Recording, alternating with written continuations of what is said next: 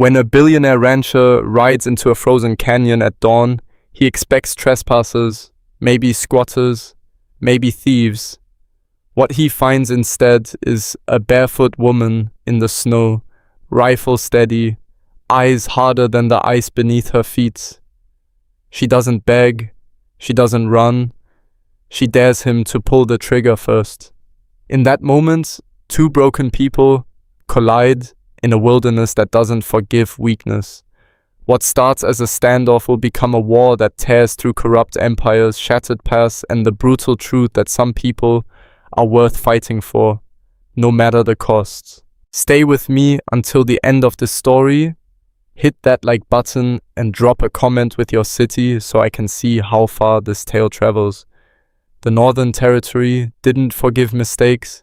It buried them under snow and silence until spring thaw revealed the bones. Rowan Creed learned that lesson young, back when his hands were still soft and his father's ranch was just dirt and dreams. Now, at 43, his hands were scarred leather and his empire sprawled across 500,000 acres of wilderness, so remote that even the government forgot it existed half the time. He owned mountains that had never been named, rivers that didn't appear on maps, and enough cattle to feed a small city. People called him ruthless, people called him a bastard, people called him a lot of things, and most of them were true. What they didn't call him was careless. That's why the smoke bothered him. Dawnlight barely touched the eastern peaks when he spotted it. A thin, grey thread rising from Devil's Canyon, a gash in the earth so deep and worthless that nobody had set foot there in 30 years. His grandfather had tried running cattle through it once, lost 20 head to bedwater in steep drops. After that, the Creeds left it alone. Everyone did, until now. Rowan sat his horse on the rim, breath steaming in air cold enough to crack bone. Below, maybe 300 feet down through twisted pine and granite shelves, something was burning. Not a wildfire, too controlled, too deliberate. A campfire, maybe. Or a cabin stove. His jaw tightened. Trespassers. He should have called his foreman, Dante, or ridden back to the main house for backup. Smart play would be bringing 3 armed men and a lawyer. But Rowan had built his fortune on knowing when rules didn't apply, and something about that smoke made his instincts itch. This wasn't some lost hiker or drifter passing through. This was someone who'd picked the most isolated, unwanted piece of land in the territory and decided to stay. That took either desperation or stupidity, sometimes both. He urged his horse, Rebel, a bad-tempered gelding that matched his mood, down the narrow trail, cutting into the canyon. Ice made the path treacherous. Rebel's hooves rang against stone, echoing off walls that closed in tight. The temperature dropped 10 degrees in the first 100 feet. Down here, winter didn't let go until June. The smoke thickened. Then he saw it. Tucked against the canyon wall, sheltered under a natural overhang, stood a cabin that shouldn't exist. It was small, maybe 12 by 12, but solid. Somebody had rebuilt it from the ruins of the old trapper's shack his grandfather mentioned in journals. New logs chinked with mud and moss, a stone chimney leaking that thin smoke. A single window covered with oiled canvas instead of glass. The door was rough-cut pine, probably salvaged from somewhere deeper in the woods. It was the kind of structure you built when you had no money, no help, and no intention of leaving. Rowan dismounted 20 yards out, leaving Rebel ground-tied. His hand moved to the revolver on his hip, a .44 he'd carried since his father died. He didn't draw it. Not yet. "You're on private land," he called out, voice carrying in the cold stillness. "Come out slow and explain yourself before I get the sheriff involved." Nothing. The door stayed closed. Smoke kept rising. Rowan's patience, never abundant, started wearing thin. He moved closer, boots crunching on snow that hadn't seen sunlight in months. "I own everything from the ridge to the river. That includes whatever hole you're hiding in. You've got 10 seconds to show yourself or..." The door opened. A woman stepped out. Rowan stopped mid-sentence. She was barefoot. That registered first. Bare feet on snow that would have numbed his own through thick leather boots. She didn't flinch, didn't dance from the cold, just stood there like the frozen ground was warm sand. She wore wool pants too big for her frame, held up with rope instead of a belt, and a flannel shirt that had seen better decades. Her hair was dark, chopped short and uneven, like she'd done it herself with a dull knife. Her face was lean, all angles and shadows, with eyes that looked black in the early light. And she was holding a rifle, not pointing it at the ground or the sky, pointing it directly at his chest. Her finger rested easy on the trigger. "Turn around," she said. Her voice was low, rough, like she hadn't used it much lately. "Leave." Rowan didn't move. He'd had guns pointed at him before. Twice by business rivals, once by a cattle rustler who didn't live to regret it. This was different. The woman wasn't shaking, wasn't scared. She looked at him the way someone looks at a coyote circling the henhouse. A problem to solve, nothing more. "You know who I am?" he asked. "Don't care." "You should. I own this canyon. The land you're squatting on, the trees you cut for firewood, the water you're drinking. All mine." Her expression didn't change. "Then I guess we both know you're rich and I'm not. Doesn't change what happens next. You leave or I make you leave."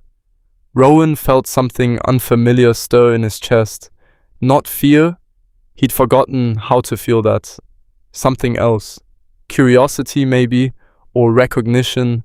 This woman, freezing her ass off in a canyon nobody wanted, pointing a rifle at a man who could destroy her with a phone call, wasn't asking for mercy. She was drawing a line. "That rifle loaded?" he asked.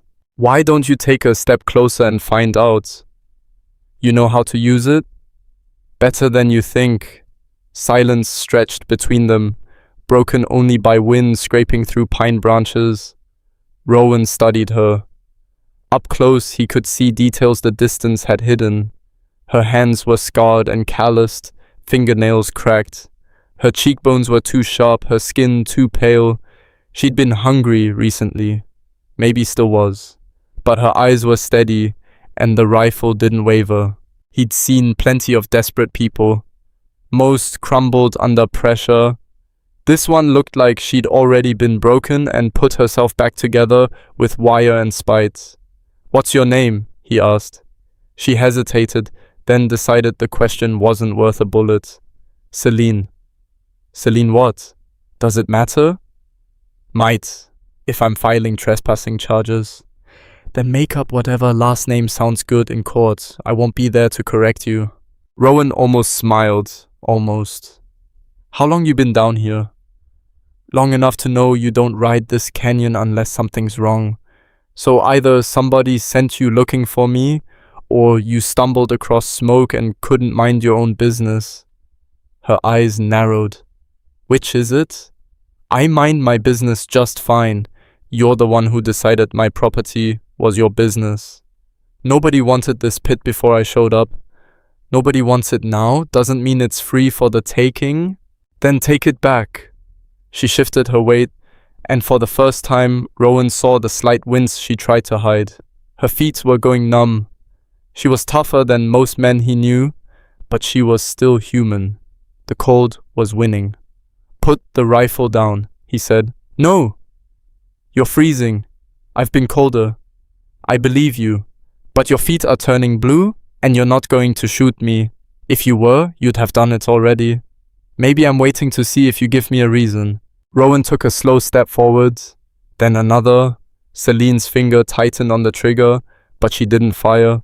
He stopped just outside the rifle's reach, close enough now to see her breath coming faster, close enough to see the tension in her shoulders. "You've got two choices," he said quietly. "First choice, you pull that trigger, kill a man who owns half this territory, and spend whatever life you've got left running from a murder charge you'll never escape. Sheriffs around here work for me. Courts too? You won't make it a week? Her jaw clenched. Second choice, he continued, you put the rifle down, come inside out of the cold before you lose your feet, and we talk like adults. Maybe we figure something out that doesn't end with you dead or in prison. Your call. Celine stared at him for what felt like a full minute. Her eyes searched his face, looking for the lie, the trap, the angle. Rowan kept his expression neutral. He wasn't bluffing. He could bury her if he wanted. But something about this woman standing barefoot in hell, refusing to bow, made him want to see what she'd do with an alternative. Finally, slowly, she lowered the rifle. You try anything, she said, and I'll gut you with a skinning knife before you reach that revolver. Noted. She turned and walked back into the cabin, moving stiff but steady. Rowan followed, ducking through the low doorway. Inside was smaller than it looked. A wood stove in the corner radiating heat, a bedroll on a raised platform made from salvaged planks. A small table with a lantern and a handful of books with cracked spines. Supplies lined one wall, canned goods, dried beans, a burlap sack that probably held cornmeal. Not much, but organized, efficient. The work of someone who knew how to survive on nothing. Celine set the rifle against the wall, still within reach, and sat on a stump near the stove. She pulled her feet up, rubbing feeling back into them. Her toes were white at the tips. Rowan stayed near the door, giving her space. How long you been living like this? 2 months? Before that? Somewhere else? That's not an answer. It's the only one you're getting. She looked up at him, and in the firelight, her eyes weren't black. They were dark green, like deep water. You came down here to throw me out, so throw me out, or stop pretending you care where I came from. Rowan leaned against the doorframe. Outside, Rebel snorted impatiently. I'm not pretending anything. I want to know why someone with your survival skills is hiding in the worst piece of land in the territory instead of finding work in town. Maybe I like the quiet. Nobody likes it this much. Celine's expression hardened. You want the truth? Fine. I'm here because anywhere else gets me killed, or worse. This canyon's worthless, so nobody looks, nobody cares. That makes it the safest place I found in 2 years. Happy? Not particularly. Then leave me alone. Can't do that. Why not? You already said the land's worthless. Rowan pushed off the doorframe, straightening to his full height. Because I don't leave problems unsolved. You're smart, tough, and desperate enough to survive 2 months in a frozen canyon. That means you're either running from something bad, or you did something bad, or both. Either way, you're a risk. To what? Your empire? She laughed, bitter and sharp. I'm one woman with a rifle and a bag of beans. I'm not a threat to you. Maybe not directly, but word spreads. 1 squatter becomes 2, becomes 10. Next thing I know, I've got a shantytown on my land and lawyers asking why I tolerated it. I built this ranch by eliminating risks before they grow. You understand? Celine's hands curled into fists. So you came all the way down here just to tell me I'm a problem before you solve me? Should have saved us both time and sent men with guns. If I wanted you dead, you'd be dead. Then what do you want? Good question. Rowan asked himself the same thing. The smart move was calling Dante, having her escorted off the property, with a warning never to return. He'd done it before. Trespassers, drifters, people who thought remote land meant free land. None of them ever came back. But this woman wasn't like them. She'd rebuilt a cabin from ruins, stockpiled supplies, set up for winter with nothing but will and skill. She'd pointed a rifle at him and didn't blink. Most people bent when he walked into a room. Celine looked ready to break him in half if he gave her an opening. It reminded him of someone. Himself, 30 years ago, when his father died and left him a failing ranch, crushing debt and a choice, fold or fight. He'd fought, clawed his way up from nothing, made enemies, burned bridges, did things he didn't talk about anymore. By the time he was 30, he owned more land than his father had ever dreamed of. By 40, he'd become the kind of man people feared. Somewhere in that climb, he'd lost the part of himself that remembered what desperation felt like. Looking at Celine, he remembered. "I've got a proposition," he said finally. She watched him warily. "I don't do charity." "Good, because I'm not offering it." He moved to the table, braced his hands on the rough wood. "Winter's brutal up here. I run a massive operation, cattle, timber, land surveys. My crews are stretched thin, and I need someone who knows how to survive harsh territory. You prove you can handle the work, I pay you. Actual wages, not scraps." Celine's eyes narrowed. "Why would you hire someone you just called a risk?" "Because risks are only dangerous if you don't control them. You work for me, I know where you are. I know what you're doing. And if you're half as tough as you seem, you'll earn your keep. Everyone wins. Except I'd be working for the man who threatened me 5 minutes ago." "I didn't threaten you, I gave you facts. There's a difference." She laughed again, but this time there was less bitterness, more exhaustion. "You're something else, you know that?" "I've been told." Celine rubbed her face with scarred hands. When she lowered them, she looked older, tired in a way that sleep wouldn't fix. "What kind of work?" "Land surveys mostly. I'm expanding into territories I haven't mapped in years. Need someone to scout routes, check water sources, assess grazing potential. It's cold, remote, dangerous. Most people quit after a week. And if I don't quit, then you keep working, keep getting paid, maybe eventually move out of this icebox into something with 4 walls and a real door. I like this cabin. It's a shack. It's mine." Rowan studied her. Pride was a hell of a thing. It kept people warm when nothing else would. "Fine, you can keep the shack. But you work my land, you follow my rules. No stealing, no sabotage, no talking to outsiders about what you see or where you go. Break any of those and we're done. Understood?" Celine was quiet for a long moment. Outside, the wind picked up, howling through the canyon like something alive and angry. Finally, she met his eyes. "I'll take the work," she said slowly. "But I've got conditions too. Let's hear them. First, I don't answer questions about my past, where I came from, why I'm here, who I'm running from. That's my business. You want a worker? You've got one. You want my life story? Hire someone else." Rowan nodded. "Fair enough.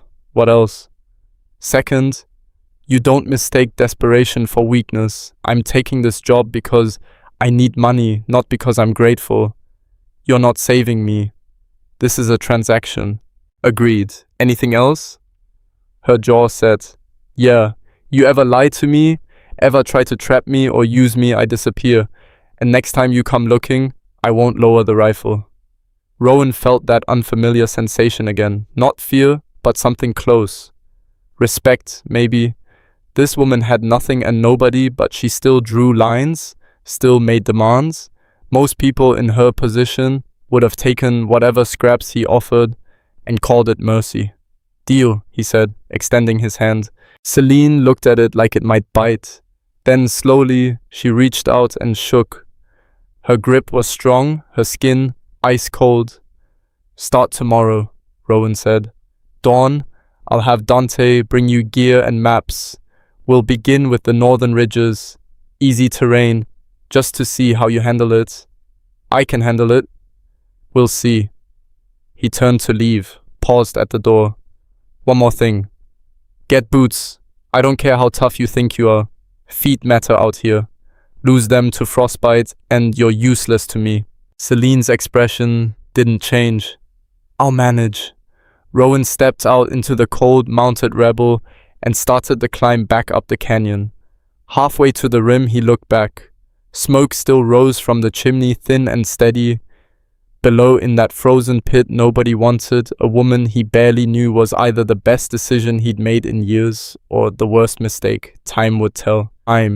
Back at the main house, a sprawling lodge built from timber and stone that had taken 3 years to complete, Rowan found his daughter in the kitchen. Lydia was 14, all sharp edges and sharper questions, with her mother's blonde hair and his own stubborn streak. She looked up from her book when he walked in, tracked snow across the floor. "You're late," she said. "Dante was looking for you." "I was riding." "In the canyon nobody uses?" Rowan poured himself coffee, ignored the question. Lydia inherited his talent for seeing things people wanted hidden.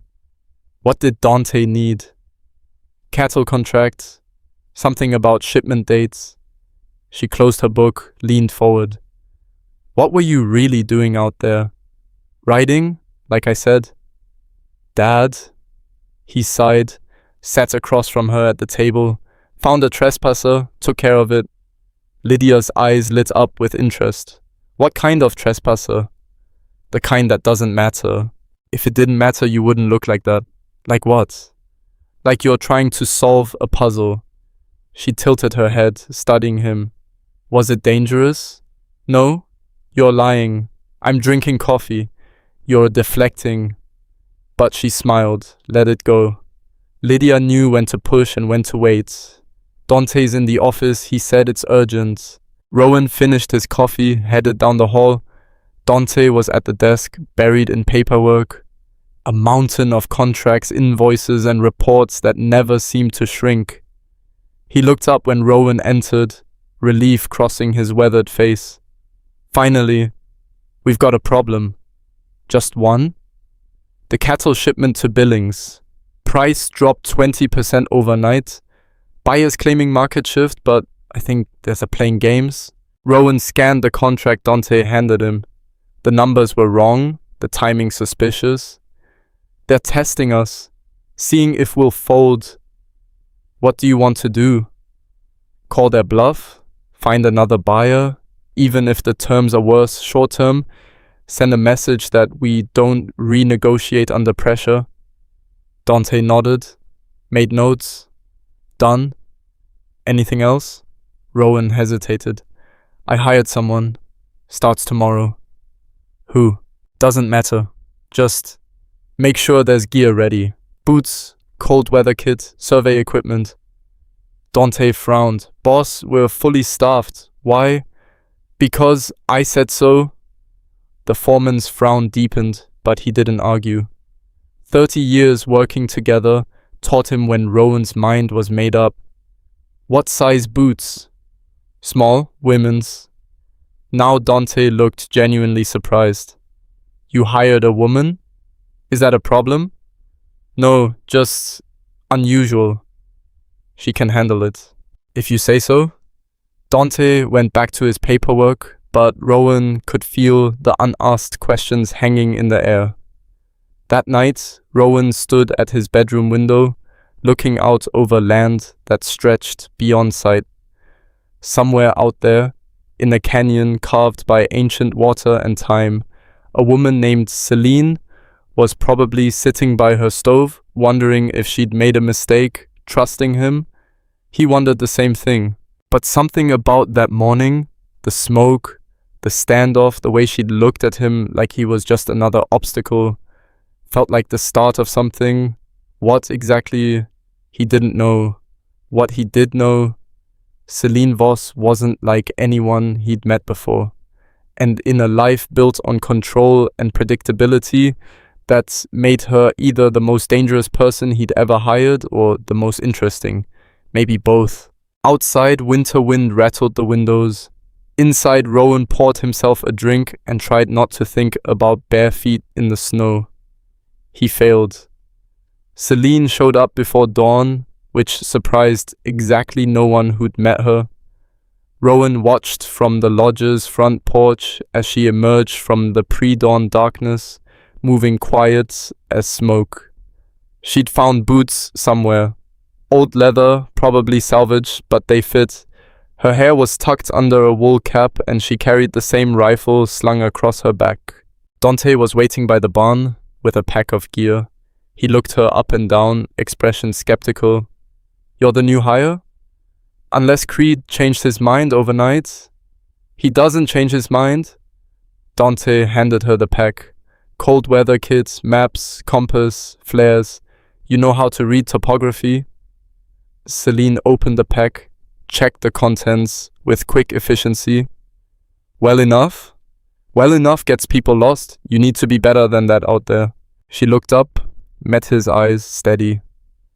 "I survived 2 months in Devil's Canyon on canned beans and creek water. I think I can handle your ridges." Dante's skepticism shifted slightly. Not approval, but recognition. "Fair point. You know how to use those flares?" "Red means danger, white means I'm coming back. Anything else I should know? Or are we done with the test?" A ghost of a smile crossed Dante's weathered face. "We're done. Rowan's waiting at the north gate. Don't keep him waiting. He hates that." Celine shouldered the pack and walked past him without another word. Behind her, she heard Dante mutter something that sounded like, "This ought to be interesting." Rowan was already mounted when she arrived, Rebel stamping impatiently in the cold. A second horse stood saddled beside him, a grey mare with kind eyes. "You ride?" Rowan asked. "I manage?" "That's not what I asked." Celine approached the mare, let her smell her hand before touching her neck. "I've been on horses, been a while." "Her name's Ash. She's steady, won't throw you unless you give her reason." He watched as Celine mounted, noted the slight hesitation, the way she found the stirrups and settled into the saddle like someone relearning an old language. "We're covering the Northern Ridge system today. 12 miles out, 12 back. Terrain's rough but manageable. I need you to mark water sources, assess grazing quality, note any damage from last winter's storms. And if I find something you don't expect, tell me. I don't pay people to hide things." They rode out as the sun broke over the eastern peaks, turning the snow gold and pink. The first hour passed in silence. Rowan led them through forest so dense the sky disappeared, then out onto exposed ridges where wind cut like broken glass. Celine kept pace, didn't complain, didn't ask to slow down.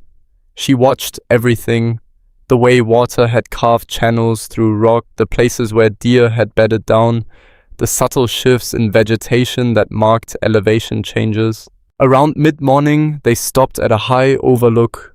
Below, the land rolled away in waves of white and green, broken by frozen rivers and dark patches of pine. "All this is yours?" Celine asked. "Most of it. Some parcels still belong to the Bureau of Land Management, but they lease to me." Rowan dismounted, pulled out a map, spread it on a flat rock. "We're here. I need you to work your way east along this ridge, mark these points." His finger traced the route. "Report back by sundown." Celine studied the map, memorizing landmarks. "You're not coming?" "I've got other business. You're capable of handling this alone? Or I read you wrong?" She looked up at him, something sharp in her eyes. "Testing me already?" "Every day's a test out here. You either pass or you don't." He folded the map, handed it to her. "Flares if there's trouble. Otherwise, I'll see you back at the barn before dark." He rode off before she could respond, leaving her alone on the ridge with Ash and the wind. Celine watched him disappear into the tree line, then turned east and started working. The survey took all day. She marked water sources, 3 frozen creeks, 1 spring still running, and noted places where winter damage had taken out stands of timber. The grazing land was better than she expected, protected valleys where grass would come up thick once the snow melted. She worked methodically, took detailed notes in the small journal Dante had included in her pack. By the time she turned back, the sun was already dropping behind the western peaks. She made it to the barn 15 minutes before full dark. Dante was there, checking over a lame horse. He looked up when she dismounted. Figured you might stay out there, push your luck. Creed said sundown. I don't break agreements. Good to know. He took Ash's reins. How'd it go? Celine pulled out her notes, handed them over. Dante scanned them, eyebrows rising slightly. This is detailed work. That's what he's paying for. Most people don't bother with half this information. Most people aren't me. Dante handed the notes back. Rowan's in the office. He'll want to hear about this.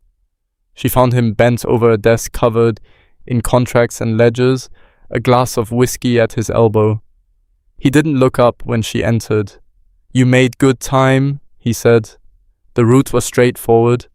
Find anything unexpected? Selina pulled out her journal, flipped to a page marked with a torn piece of paper. Eastern Valley, about 8 miles out. Someone's been through there recently. Found tracks, maybe 2 weeks old. Snowmobile looked like. They stopped near the old mining claim, spent some time there. Now Rowan looked up. You're sure? Tracks don't lie. He stood, crossed to a large map pinned to the wall.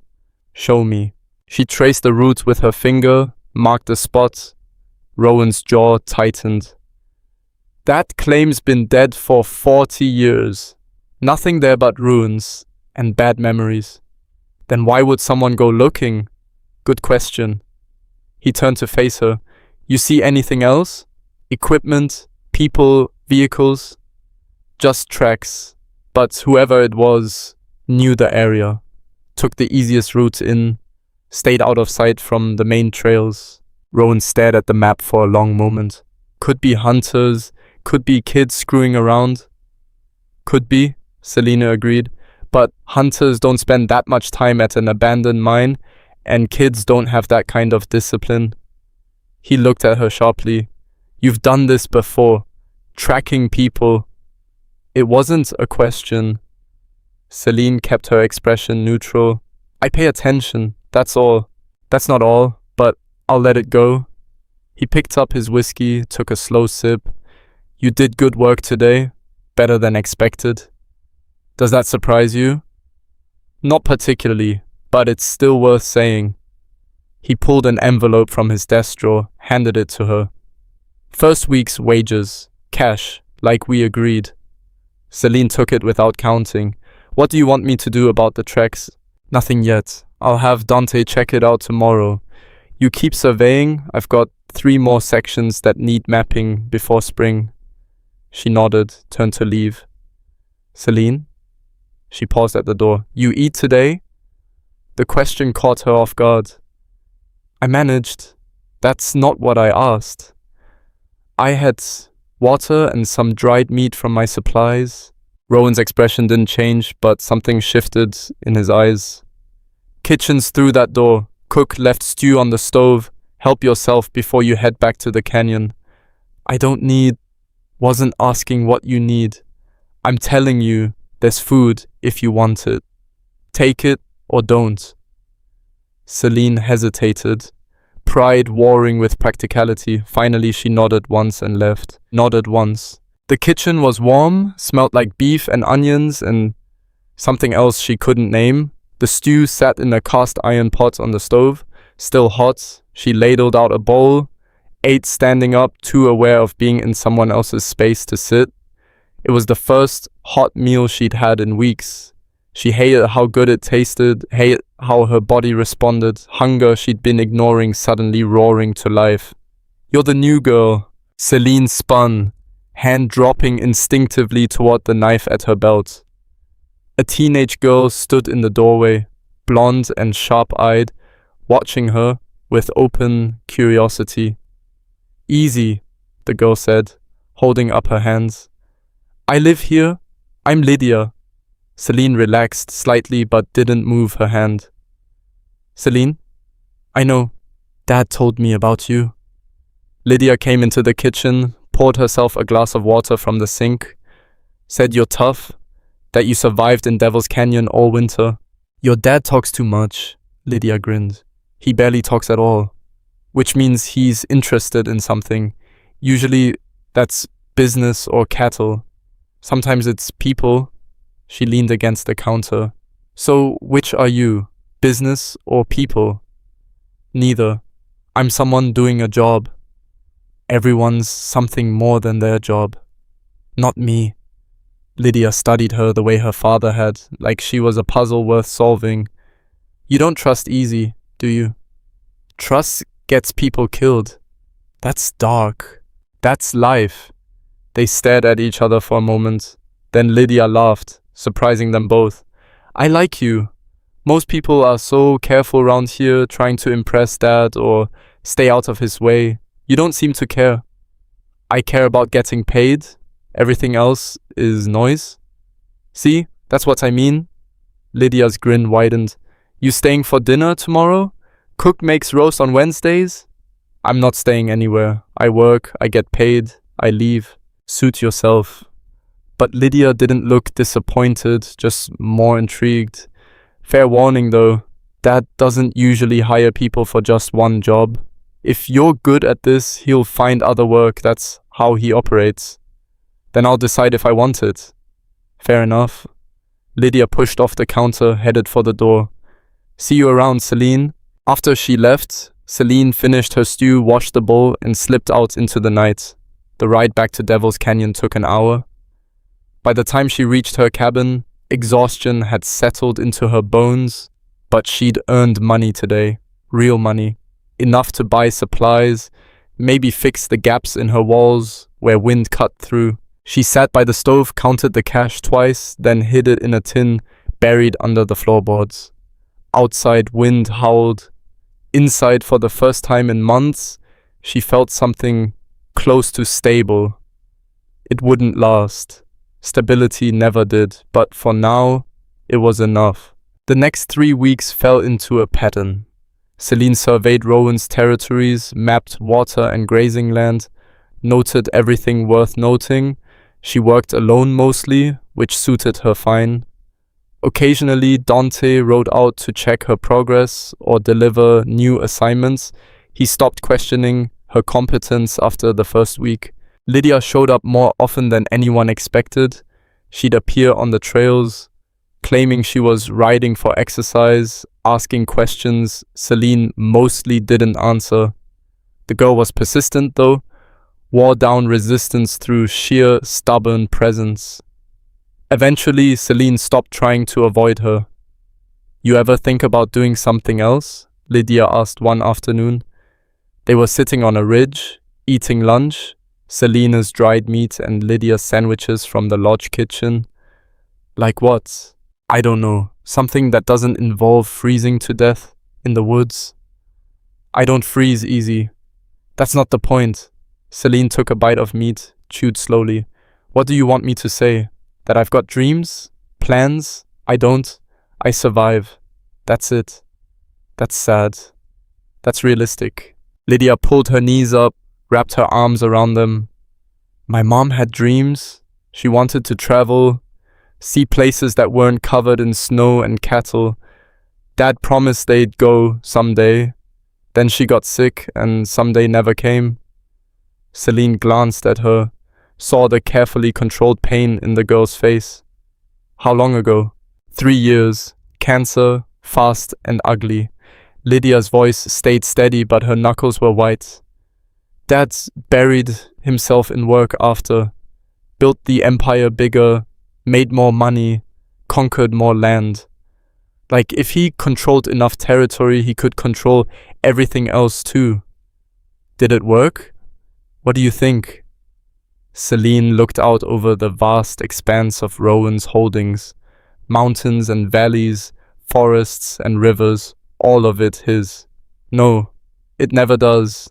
They sat in silence for a while. Finally, Lydia said, He's different since you showed up. Little things. He comes home earlier, asks about my day.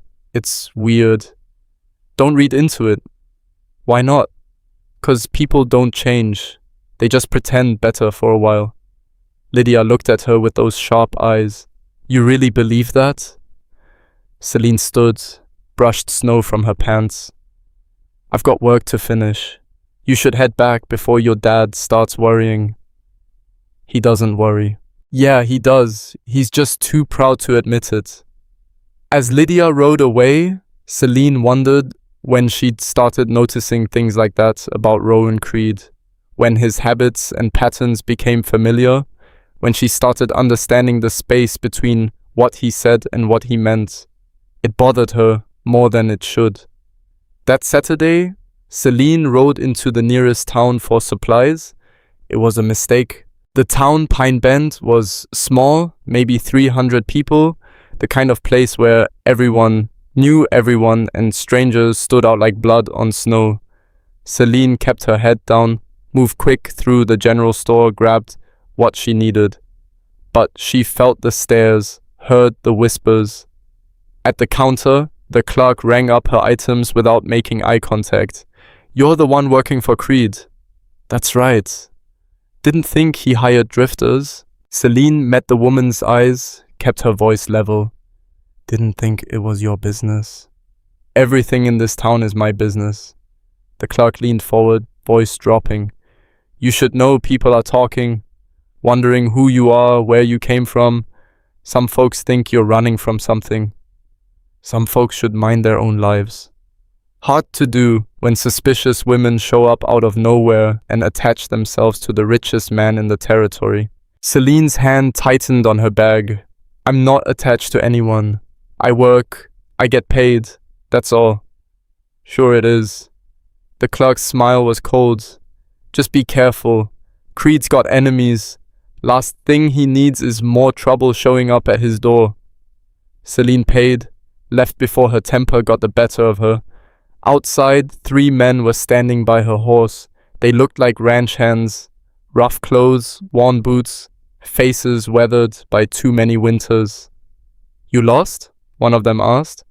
No? You sure? Canyon trash doesn't usually come to town. Celine kept walking toward Ash, but they shifted, blocked her path. Move. Or what? The leader, tall, with a scar across his jaw, stepped closer. You gonna pull that rifle? Shoot us in broad daylight? If I have to. He laughed, but there was no humor in it. You're Creed's new pet, right? The squatter he's keeping around for entertainment? I'm someone doing a job, same as you. Not the same at all, sweetheart. We've been working these ranches for years. You're just some nobody who wandered in from nowhere. His smile turned ugly. People are wondering what you offered Creed to get that job. Must have been something good. Celine's vision narrowed. She'd heard this before in other towns, other lives. The implication was always the same. Women didn't earn things. They traded for them. Get out of my way. Make me. She didn't hesitate. Her fist caught him in the throat, hard and fast. He staggered back, choking. The other 2 moved, but Celine was faster.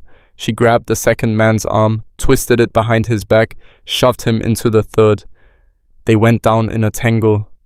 Touch me again, she said quietly, and I'll break more than your pride. She mounted Ash and rode out while they were still sorting themselves out. Behind her, she heard shouting, threats. She didn't look back. But she knew this wasn't over. Word reached Rowan before she did. He was waiting at the barn when she returned, expression dark. You want to tell me why I'm getting calls about my employee assaulting townspeople? Celine dismounted, started unsaddling Ash. They started it. That's not an answer. It's the only one I've got. Rowan grabbed her arm, not rough, but firm enough to make her stop and look at him. I need details, Celine. What happened? She pulled free, kept working on the saddle. 3 men cornered me outside the store, made assumptions about why you hired me. I corrected their assumptions. End of story. How did you correct them? Does it matter? Yeah, it does. Those men work for the Morrison Ranch. Their boss and I have enough problems without adding assault charges. Celine turned to face him, anger finally breaking through. You want me to apologize? Say I'm sorry for defending myself? Because that's not happening. They called me trash, implied I slept my way into this job, and blocked me from leaving. So I hit back. If that's a problem, fire me. Rowan stared at her, jaw tight. Then, unexpectedly, his expression softened. I'm not firing you. Then what? I'm telling you, this territory's got a long memory. People talk, and talk becomes truth fast out here. You fight every battle, you'll make more enemies than you can handle. I've handled worse. I believe you, but you're working for me now, which means your fights become my fights. I need to know what I'm dealing with. Celine set the saddle on its rack, faced him fully. You want the truth? Fine. People see a woman alone, they assume weakness, they test boundaries, push limits, see what they can take. I learned young that you either push back harder or you disappear. I'm done disappearing. Something shifted in Rowan's face. Understanding, maybe, or recognition. What happened to you? Nothing I'm talking about. Celine? No, she cut him off, voice hard. You hired me to work land, not spill my past. I'm doing the job you're paying for. Anything else isn't part of the deal. They stood there in the barn, close enough that she could see the calculation in his eyes. He was weighing options, measuring risks. Finally, he stepped back. Stay out of town for a while, let this blow over. And if it doesn't, then I'll handle it, but you need to trust me on this. I don't trust anyone. I know, but you're going to have to try, because this situation's bigger than you realize. He pulled out his phone, showed her a text message. Morrison's threatening legal action, says you assaulted his men without cause, he's got witnesses. They're lying. Probably, but their word against yours won't end well.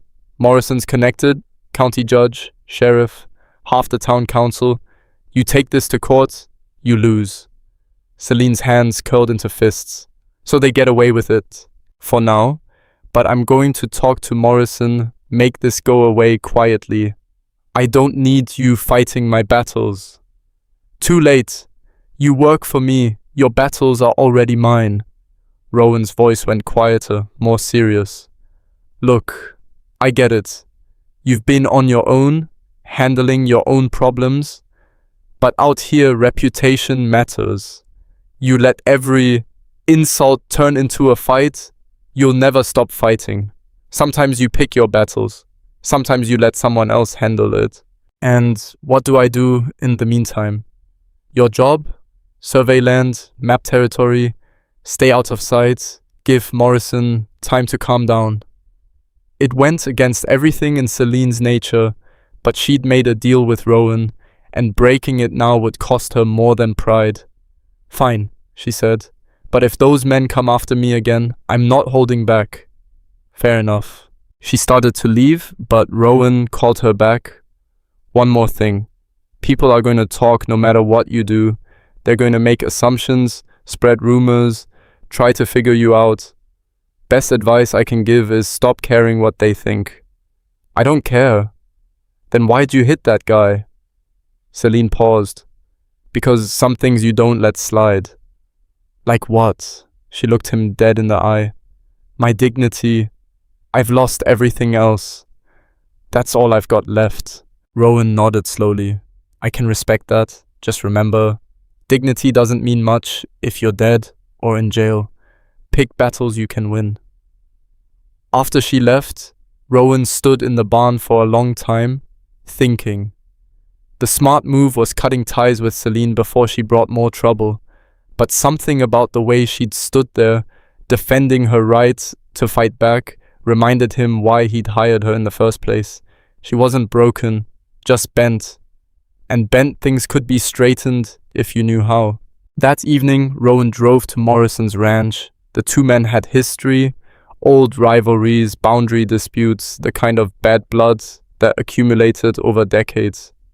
Morrison was waiting on his porch, a big man gone soft with age and money. Creed, figured you'd show up. We need to talk about today. Nothing to talk about. Your woman attacked my men unprovoked. I want her arrested. Rowan climbed the steps, stopped close enough to make Morrison uncomfortable. Your men cornered her, called her trash, implied she was sleeping her way into work. That sounds unprovoked to you? They were just talking. They were harassing an employee. Big difference. Morrison's face reddened. She's a squatter you picked up from that dead canyon? Probably running from the law. Probably none of your business. It is when she's causing problems in my town. Your town? Rowan smiled, without warmth. Last I checked, you didn't own Pine Bend. You just act like you do. They stared at each other, old tensions rising. Finally, Morrison said, "What do you want, Creed? Drop this. Call your men off. Forget it happened." And why would I do that? Because if you don't, I'll start digging into your operation, see how you're managing your water rights, whether your cattle counts match what you reported to the Bureau. Maybe check if those government contracts you're so proud of were bid fairly. Morrison's jaw clenched. That's a threat. That's a promise.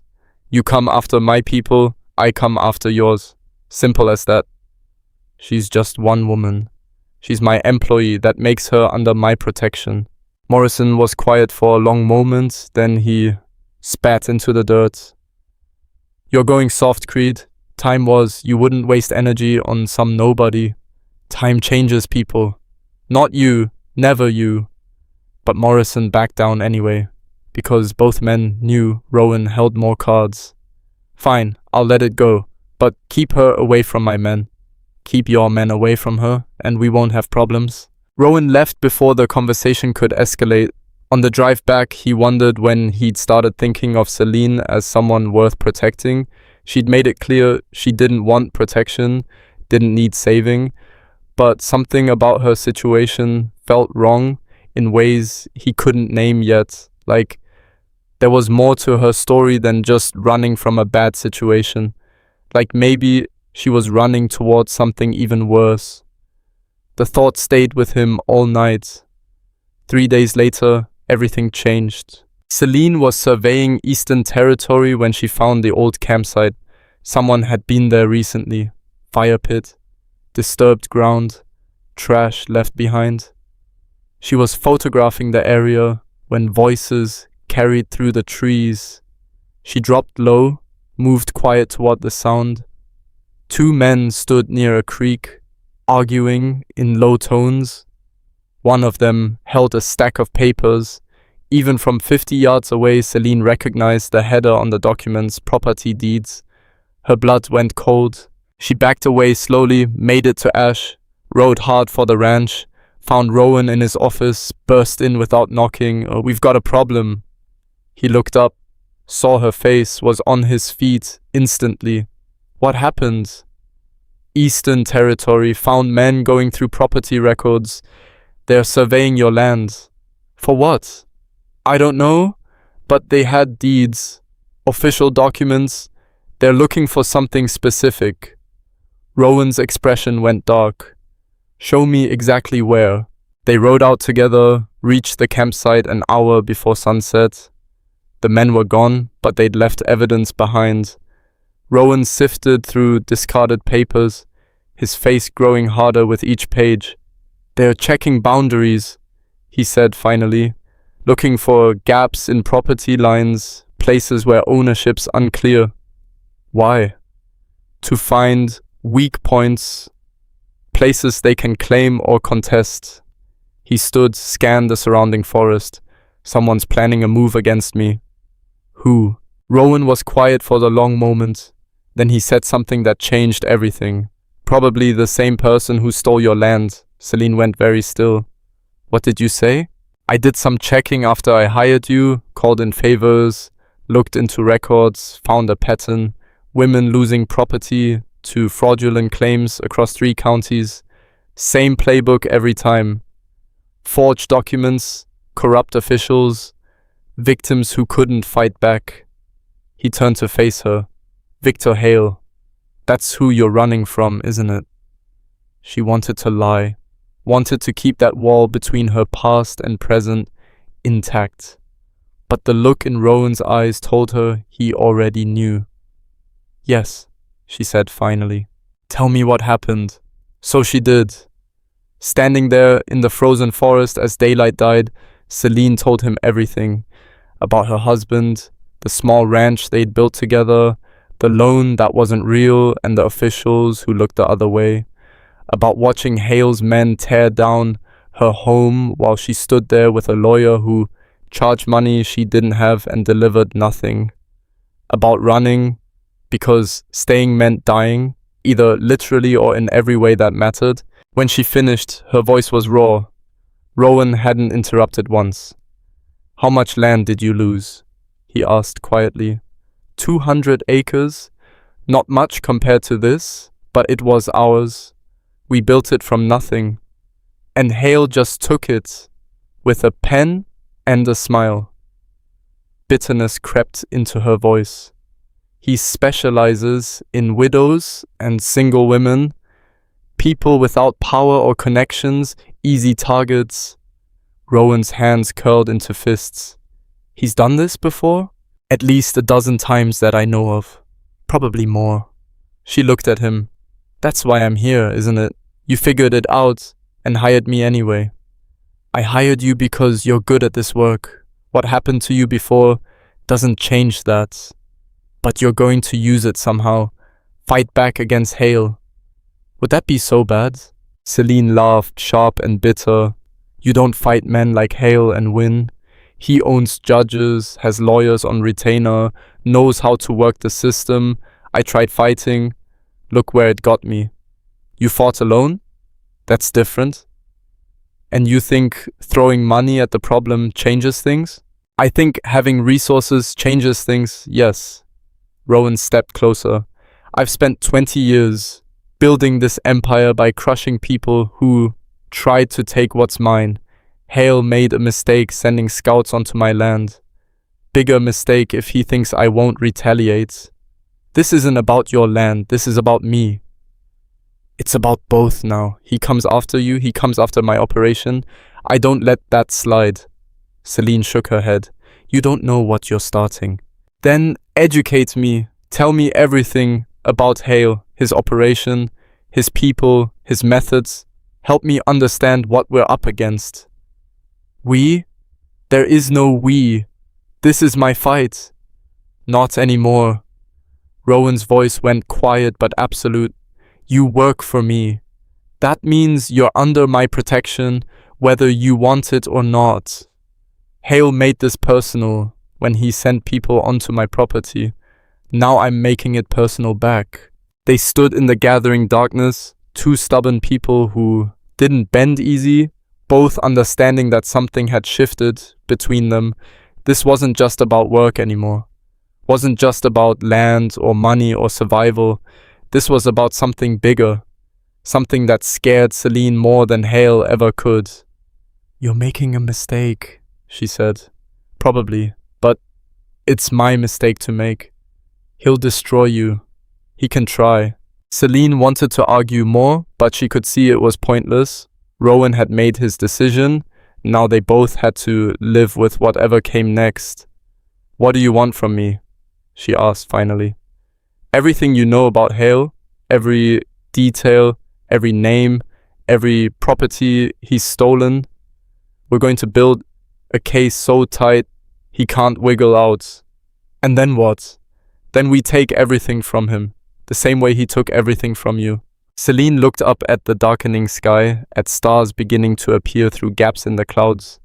Somewhere out there, Victor Hale was living comfortable and rich on land he'd stolen from people who couldn't fight back. For 2 years, she'd accepted that as unchangeable truth. Now, standing next to a man stubborn enough to challenge it, she felt something she'd thought was dead. Hope. It terrified her. They spent the next week building a case that should have been impossible. Rowan worked his connections while Celine dredged up every painful detail of how Hale operated. She sat in his office late into the night, writing down names of other victims, dates of transactions, the intricate web of lies that held Hale's empire together. Lydia brought them coffee at midnight on the third night, found them both hunched over documents spread across every surface. "You two look terrible," she said. Rowan didn't look up. "Thanks for the observation." "I'm serious, Dad. When's the last time either of you slept?" "Sleep's overrated," Selina muttered, cross-referencing two property deeds that didn't match. Lydia set the coffee down, looked between them with an expression too knowing for 14. "Whatever you're doing, it's important." "It is." "Is it dangerous?" Now Rowan looked up. "Go to bed, Lydia." "That's not an answer." "It's the only one you're getting." But his voice softened. "We're being careful, I promise." After she left, Celine said, "She's worried about you. She worries too much. She lost her mother. Now she's watching you pick a fight with someone who plays dirty. Yeah, she's worried." Celine rubbed her eyes, exhaustion making her honest. "You should tell her what's happening." "And say what? That I'm going after a corrupt land broker who might retaliate? That won't help her sleep better." "Neither will lying." Rowan set down the document he'd been reading. "You got kids?" The question hit harder than it should have. "No?" "Then maybe don't tell me how to handle mine." They worked in tense silence after that. Around 2 in the morning, Rowan found what he was looking for. A pattern in county records showing the same clerk's signature on dozens of fraudulent transfers. The connection between Hale and corrupt officials, documented in black and white. "Got him," Rowan said. Celine came around the desk, looked at what he'd found. Her breath caught. "That's the clerk who processed my husband's loan? The one that didn't exist?" "Same signature, different victims. He's been doing this for years." Rowan leaned back, satisfaction crossing his tired face. "This is enough to open an investigation. Maybe more?" "Hale will bury it. He's done it before." "Not this time. I know people in the state attorney's office, people who owe me favors." "Everyone owes you favors. That doesn't mean they'll burn their careers going after someone like Hale." Rowan's expression hardened. "Then I'll make them an offer they can't refuse." "That's extortion. That's business." Celine wanted to argue, but she was too tired, and maybe too relieved that someone was finally fighting back. "What happens now?" "Now we keep digging. Find every victim, every forged document, every crooked deal. Build this case so tight that even Hale's lawyers can't crack it. And then? Then I go see him, face to face. That's a bad idea, probably, but I don't do things halfway." The next morning, Rowan drove 3 hours to Victor Hale's office in Richmond, a mid-sized town that thought it was a city. Celine insisted on coming despite his objections. "You think I'm letting you walk into that snake's den alone?" she said, climbing into his truck before he could stop her. "This isn't your fight anymore." "It was my fight first. You just joined late." They didn't speak much during the drive.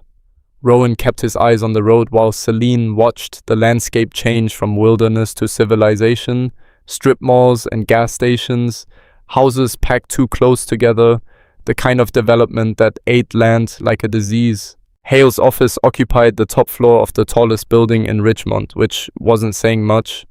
Glass and steel trying to look important. Rowan parked, killed the engine, looked at Celine. "Last chance to stay in the truck." "Not happening. He's going to recognize you. I'm counting on it." They rode the elevator in silence. The doors opened onto a reception area designed to intimidate. Marble floors, expensive art, a secretary who looked like she'd never smiled in her life. "Can I help you?" she asked, voice ice cold. Rowan creed to see Victor Hale. "Do you have an appointment?" "No." "Then I'm afraid Mr. Hale is unavailable." Rowan leaned on the desk, smiled dangerous. "Tell him I'm here about his hobby of stealing land from widows. See if that clears his schedule." The secretary's expression flickered.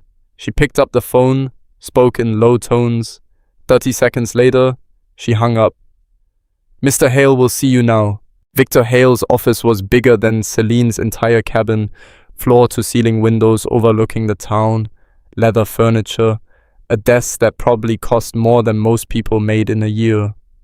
The man himself stood by the window, 60-something, silver hair, expensive suit, the kind of smile that didn't reach his eyes. "Rowan Creed," he said, extending a hand. "I've heard a lot about you." Rowan ignored the hand. "Wish I could say the same." Hal's smile tightened, then his eyes found Celine, and recognition flashed across his face. "Mrs. Voss, what a surprise." "I'm sure it is." "Last I heard, you'd left the area. Tragic business, what happened to your property?" "You mean the property you stole?" "Stole is such an ugly word. I prefer acquired through legal means." "Your husband signed the loan documents himself." "My husband was dead when those documents were dated." "A clerical error, I'm sure." Hale moved to his desk, sat like a king on a throne. "Gentlemen and lady, I'm a busy man. What exactly do you want?" Rowan pulled out a folder, dropped it on the desk. "That's 12 property transfers over the last 5 years, all involving widows or single women, all processed by the same county clerk, all benefiting companies you own or control." Hale didn't open the folder. "Public records. Anyone can access them. Public records that show a pattern of fraud. Or legal transactions you're misinterpreting?" Hale leaned back, confidence unshaken. "Mr. Creed, I respect your reputation. You've built an impressive empire through hard work and shrewd decisions, but coming into my office making accusations based on conspiracy theories won't end well for you." "That a threat?" "A warning. I have lawyers who make yours look like paralegals. You pursue this, I'll bury you in litigation until you're begging for settlement." Rowan smiled, and it was the coldest thing Celine had ever seen. "Here's what's going to happen. You're going to return Mrs. Voss's property. Full deed, clear title, no strings attached. You're going to do it quietly, and you're going to do it today." Hale actually laughed. "Or what? You'll take me to court? With this?" He tapped the folder with one finger. "I've been investigated before. Nothing ever sticks. Maybe because you've never faced someone willing to burn their fortune making sure you go down. You'd ruin yourself to help one woman get back a patch of worthless land." "I'd ruin myself to prove a point. Ask around. Once I start something, I don't stop until I win or I'm dead. Your choice which happens first." For the first time, uncertainty crossed Hale's face. He looked at Celine, then back to Rowan. "You're serious?" "Deadly." Hale was quiet for a long moment, then he opened a drawer, pulled out a file. The Voss property, 200 acres, mostly ruined by mining runoff, worth maybe 10,000 on a good day. Worth everything to her. "Fine, I'll return it, but only because this isn't worth my time fighting over." He pulled out a deed, signed it with a flourish, slid it across the desk. "There, Mrs. Voss's land, free and clear. Now get out of my office." Celine stared at the document like it might disappear. Her hands shook as she picked it up, read the words that gave back what had been stolen. 2 years of running, surviving, barely living. And just like that, it was over. Almost. "One more thing," Rowan said. "You come after her again, or anyone else like her, I'll make what I just threatened look like a mercy." "Noted." Hale's smile returned, sharper than before. "Now, if we're done with this little drama, I have actual work to do." They left. Didn't speak until they were back in the truck. Celine held the deed like it might crumble to dust.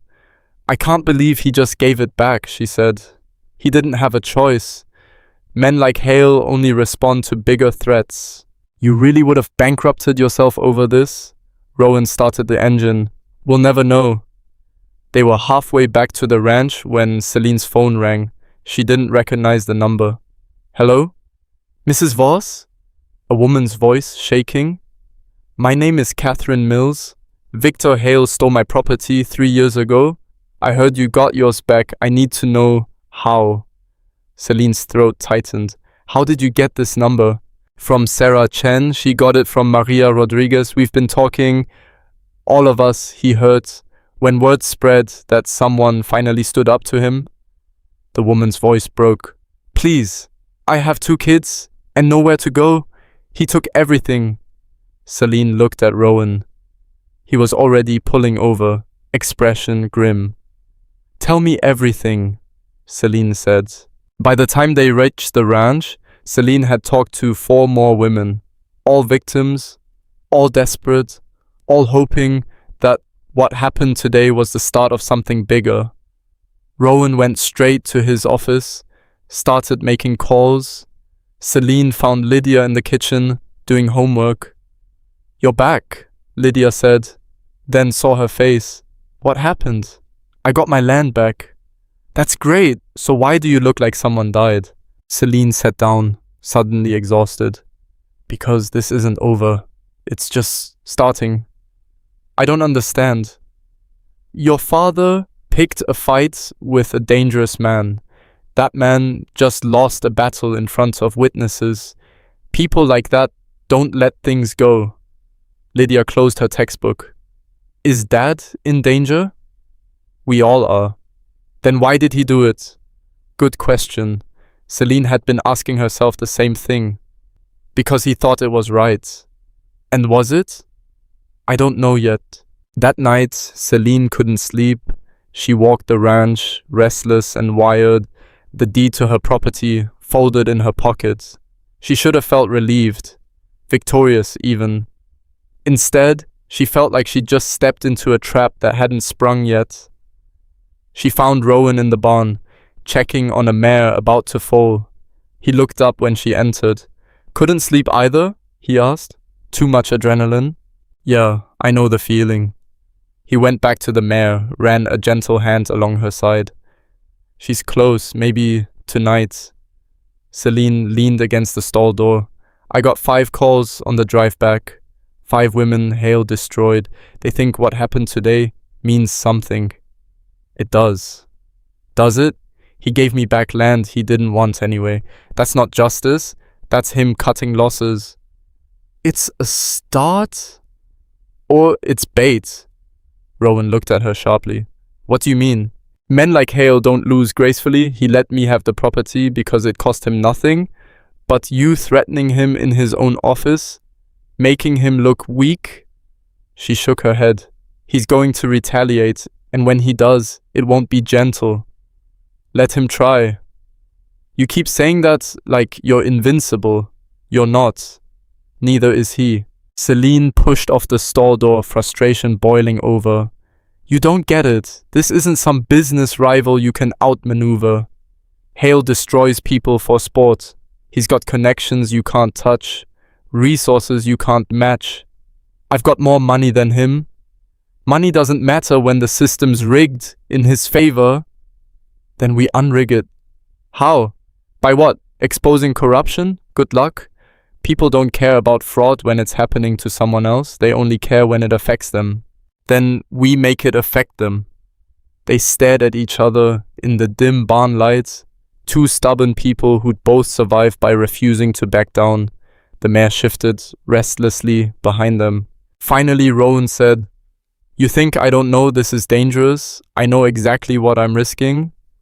But I also know what happens if nobody stands up to people like Hale. They keep taking, keep destroying, and everyone pretends it's just how things are. His voice dropped. My father taught me that land means power, but he never taught me what to do with that power. I'm figuring that out now. By starting a war you might not win, by fighting for something that matters. When's the last time you did that? The question hit like a physical blow. Celine turned away, throat tight. I fought. I lost. Then I ran. That's my story. Doesn't have to be your ending. What's that supposed to mean?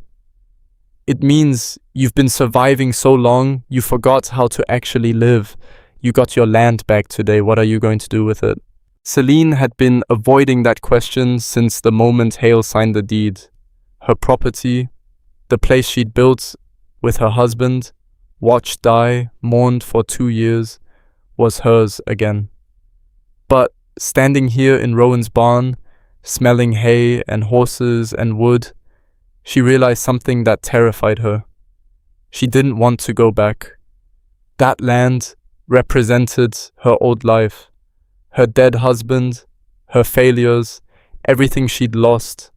Going back meant living in a graveyard of memories. I don't know, she said quietly. Rowan nodded like he understood. You don't have to decide tonight. When do I have to decide? When you're ready. The mayor chose that moment to go into labor. Rowan moved fast, calling for Dante on his radio. Within minutes, the barn filled with activity. Dante and 2 ranch hands, supplies, calm efficiency born from experience. Celine stayed out of the way, watched Rowan work with the mayor, his hands steady and sure. The foe came an hour later, all long legs and wet coats, stumbling into a world it wasn't ready for. The mare cleaned it with her tongue while it tried to figure out how legs worked. Celine found herself smiling despite everything. First time seeing a birth? Rowan asked, stripping off bloodied gloves. First time seeing anything good come from pain. He looked at her, something soft in his expression. Happens more than you'd think. She wanted to believe him, wanted to think that something good could come from the wreckage of her life. But belief required hope, and hope had burned her before. The next 3 days were quiet. Too quiet. Celine kept expecting retaliation, lawyers at the door, threats in the mail, something. Nothing came. Then, on the 4th day, everything exploded. Rowan was in town meeting with his attorney when the process server found him, handed him a stack of papers thick enough to choke on. He read the first page, felt ice slide down his spine. Victor Hale was suing him for extortion, coercion, and unlawful harassment. The suit claimed Rowan had threatened Hale's life and business, forced him to transfer property under duress, and damaged his reputation through false allegations of fraud. The damages requested $50 million. Rowan's attorney, a sharp woman named Patricia Keene, read through the filing with increasing alarm. "This is bad," she said. "I noticed. Rowan, these charges, if they stick, you're looking at financial ruin, maybe criminal charges." "They won't stick, it's all lies." "Doesn't matter. Hale's got 3 witnesses saying you threatened him. His secretary, his lawyer, and a security guard all gave statements that corroborate his version of events." "What about Celine? She was there. She heard everything." Patricia's expression turned grim. "Her testimony won't help. She's the beneficiary of the property transfer. Any court will see her as a biased." "So we're screwed?" "Not yet. But you need to take this seriously. Hale's playing for keeps." Rowan drove back to the ranch with the lawsuit burning a hole through his conscience. He'd known retaliation was coming, he just hadn't expected it to be this comprehensive, this brutal. Celine was waiting when he got home. She took one look at his face and knew what happened. He handed her the papers, watched as she read, saw the color drain from her face. $50 million. She whispered. "Yeah. Rowan, you could lose everything. I know. All because you helped me. All because I went after a corrupt bastard who needed stopping." Celine threw the papers on his desk. "Stop pretending this is about justice. This is about me, my land, my problems, my past. You stuck your neck out for someone you barely know, and now you're paying for it. So what? You want me to regret it? I want you to be smart. Settle this. Give him whatever he wants. Walk away before he destroys you." "No." "Why not?" "Because the moment I back down, everyone like Hale wins. every corrupt official, every fraud, every person who thinks power means they can do whatever they want. I draw the line here. That's pride talking. Maybe, but it's also the truth. Rowan moved closer, voice dropping. I've spent 20 years building an empire. You know what that empire is built on? Fear, control, making sure nobody crosses me because they know I'll destroy them. Well, Hale just crossed me. If I back down now, I'm finished anyway, might as well go down fighting. You're insane. Probably. This will cost you everything. Not everything. Not my integrity. Celine wanted to scream, wanted to shake him until he saw reason. Instead, she said, "What about Lydia? What happens to her when you've bankrupted yourself fighting this war?" That hit home. Rowan's expression flickered. She'll be fine. Will she? Or will she watch her father self-destruct over principles while her future burns? You don't understand.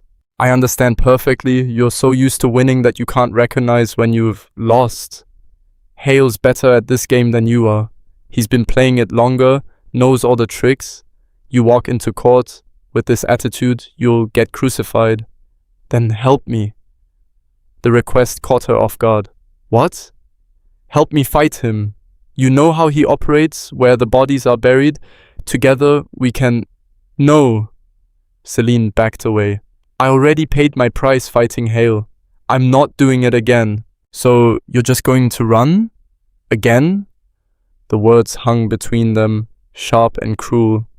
Celine's hands curled into fists. That's not fair. Neither is asking me to give up. I'm asking you to be realistic.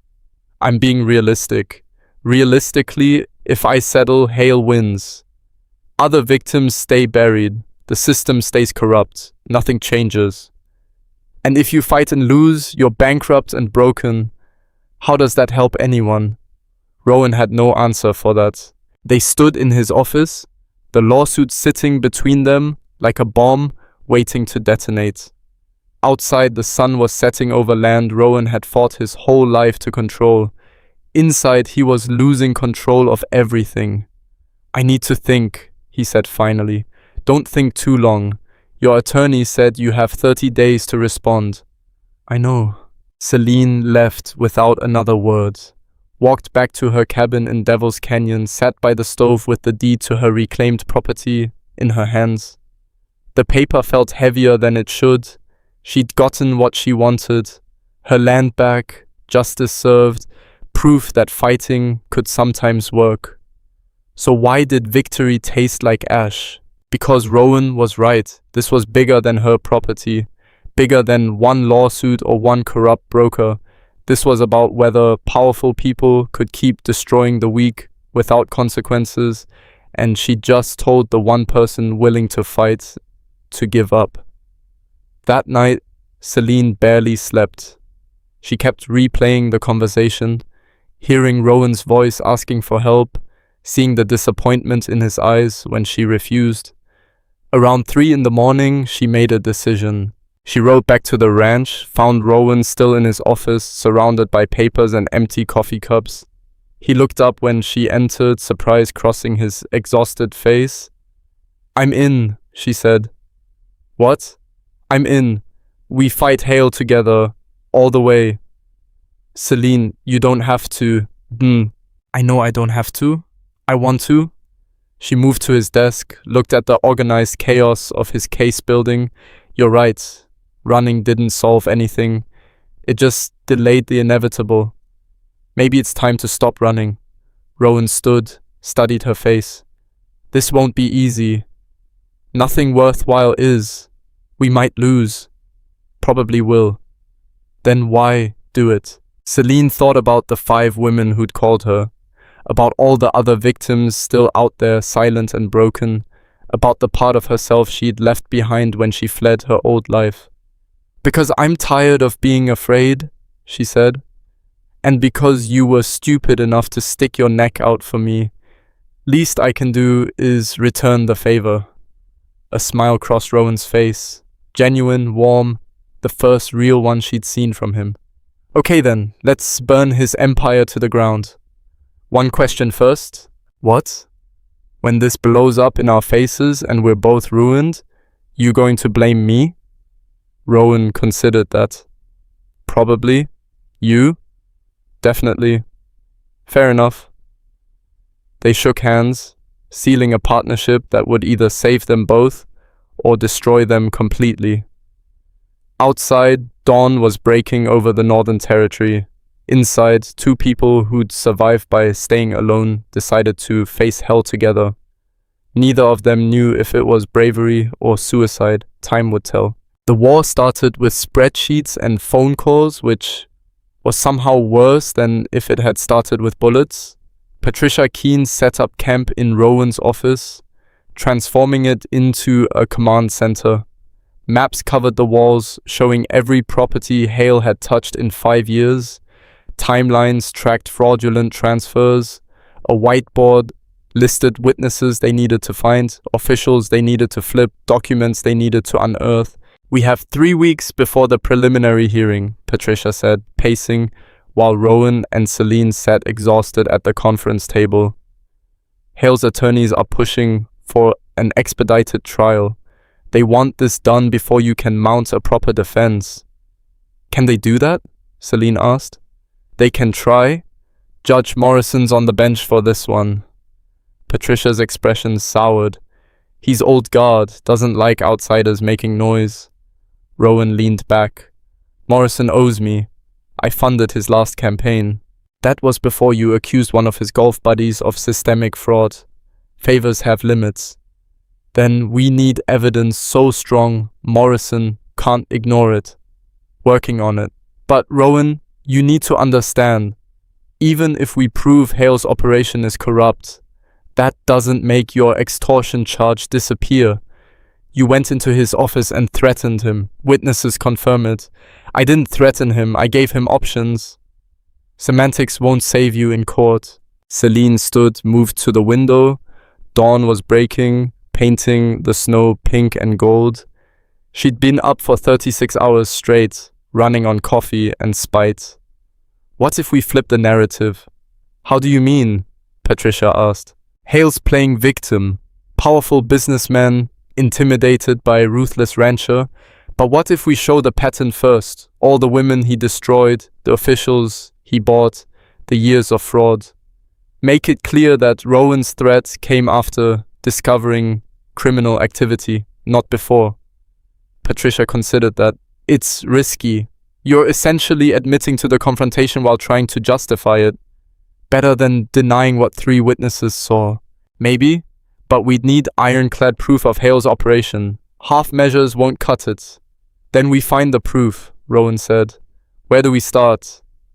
Patricia pulled out a legal pad covered in notes. The county clerk who processed the fraudulent transfers. His name's Martin Reeves. He's worked in the land records office for 20 years, processes hundreds of transactions monthly. If we can prove he knowingly falsified documents for Hale, it starts unraveling the whole operation. Will he talk? Celine asked. Not voluntarily, but if we can find evidence linking him to Hale financially, we might pressure him into testifying. Bank records? Subpoenaed, but Hale's lawyers are blocking access. Says it's a fishing expedition. Rowan stood, started pacing. What about the other victims? Can any of them testify? I've contacted 8 women Hale defrauded. 5 are willing to talk, but their stories alone won't prove criminal conspiracy.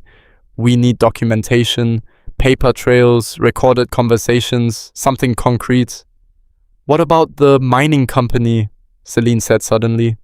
Everyone turned to look at her. The one that destroyed my property. Hale brokered the sale to them, right? There has to be paperwork showing how that transaction happened. Patricia flipped through files. Cascade Mining Corporation. They bought your land for $30,000, stripped it for copper and rare earth minerals, then abandoned it when the operation went bust. How much did they pull out before they left? Records show about $2 million in raw materials over 18 months. And I was paid $30,000 for land that generated $2 million in revenue? Celine's voice went hard. That's not a bad deal. That's theft. Legally, once you sold the property, what they did with it doesn't matter. Unless the sale was fraudulent from the start. Celine turned to Rowan. What if Hale and Cascade were working together? He steals land cheap, sells it to Cascade at market rates. They split the profit? That's speculation, Patricia warned. Then let's make it fact. Who owns Cascade Mining? Aid. Patricia typed on her laptop, pulled up corporate records. Her eyes widened. Subsidiary corporations, shell companies. It'll take days to untangle. Then start untangling, Rowan said. If we can prove Hale had ownership stake in the company that bought Celine's land, we've got him on conspiracy to commit fraud. That's a big if. So find it. Patricia made notes, already running calculations. This will cost a fortune in legal fees, forensic accountants, investigators, expert witnesses. We're talking hundreds of thousands before we even get to trial. I've got the money. Hale's got more and better lawyers. Then we'll have to be smarter. Over the next week, they worked like people possessed. Patricia's team of investigators fanned out across 3 counties, tracking down victims, pulling records, following paper trails that disappeared into offshore accounts and shell corporations. Celine contacted every woman who'd called her, building a network of witnesses who'd been too scared or too broken to fight back before. Lydia watched it all with increasing concern. She found Celine in the kitchen one morning, staring at coffee like it held answers. "You look worse every day," Lydia said. "Thanks. Honesty's refreshing." "I'm serious. When's the last time you slept more than 4 hours?" "Can't remember." "That's not healthy." Celine smiled without humor. Neither is letting corrupt bastards destroy people's lives, but here we are. Lydia sat across from her, expression older than her years. Is this worth it? Destroying yourself to fight him? Probably not. Then why do it? Because your father asked for help, and because I'm tired of running. Dad's not good at asking for help. Must have been hard for him. Must have been desperate. They sat in comfortable silence for a moment. Then Lydia said, "You know, he cares about you, right?" Celine's coffee cup froze halfway to her mouth. "What?" "Don't play dumb. I see how he looks at you when you're not watching. How he checks the canyon every morning to make sure smoke's rising from your cabin. How he works late but always makes sure you've eaten." Lydia shrugged. "He hasn't looked at anyone that way since Mom died. You're imagining things." "Am I?" "Yes.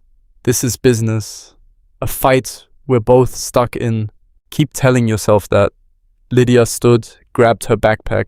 "Just don't wait too long to figure out what's actually happening here. Life's short, and people who care about you don't come around often."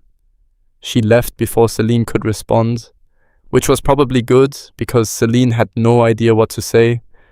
The breakthrough came 12 days before the hearing.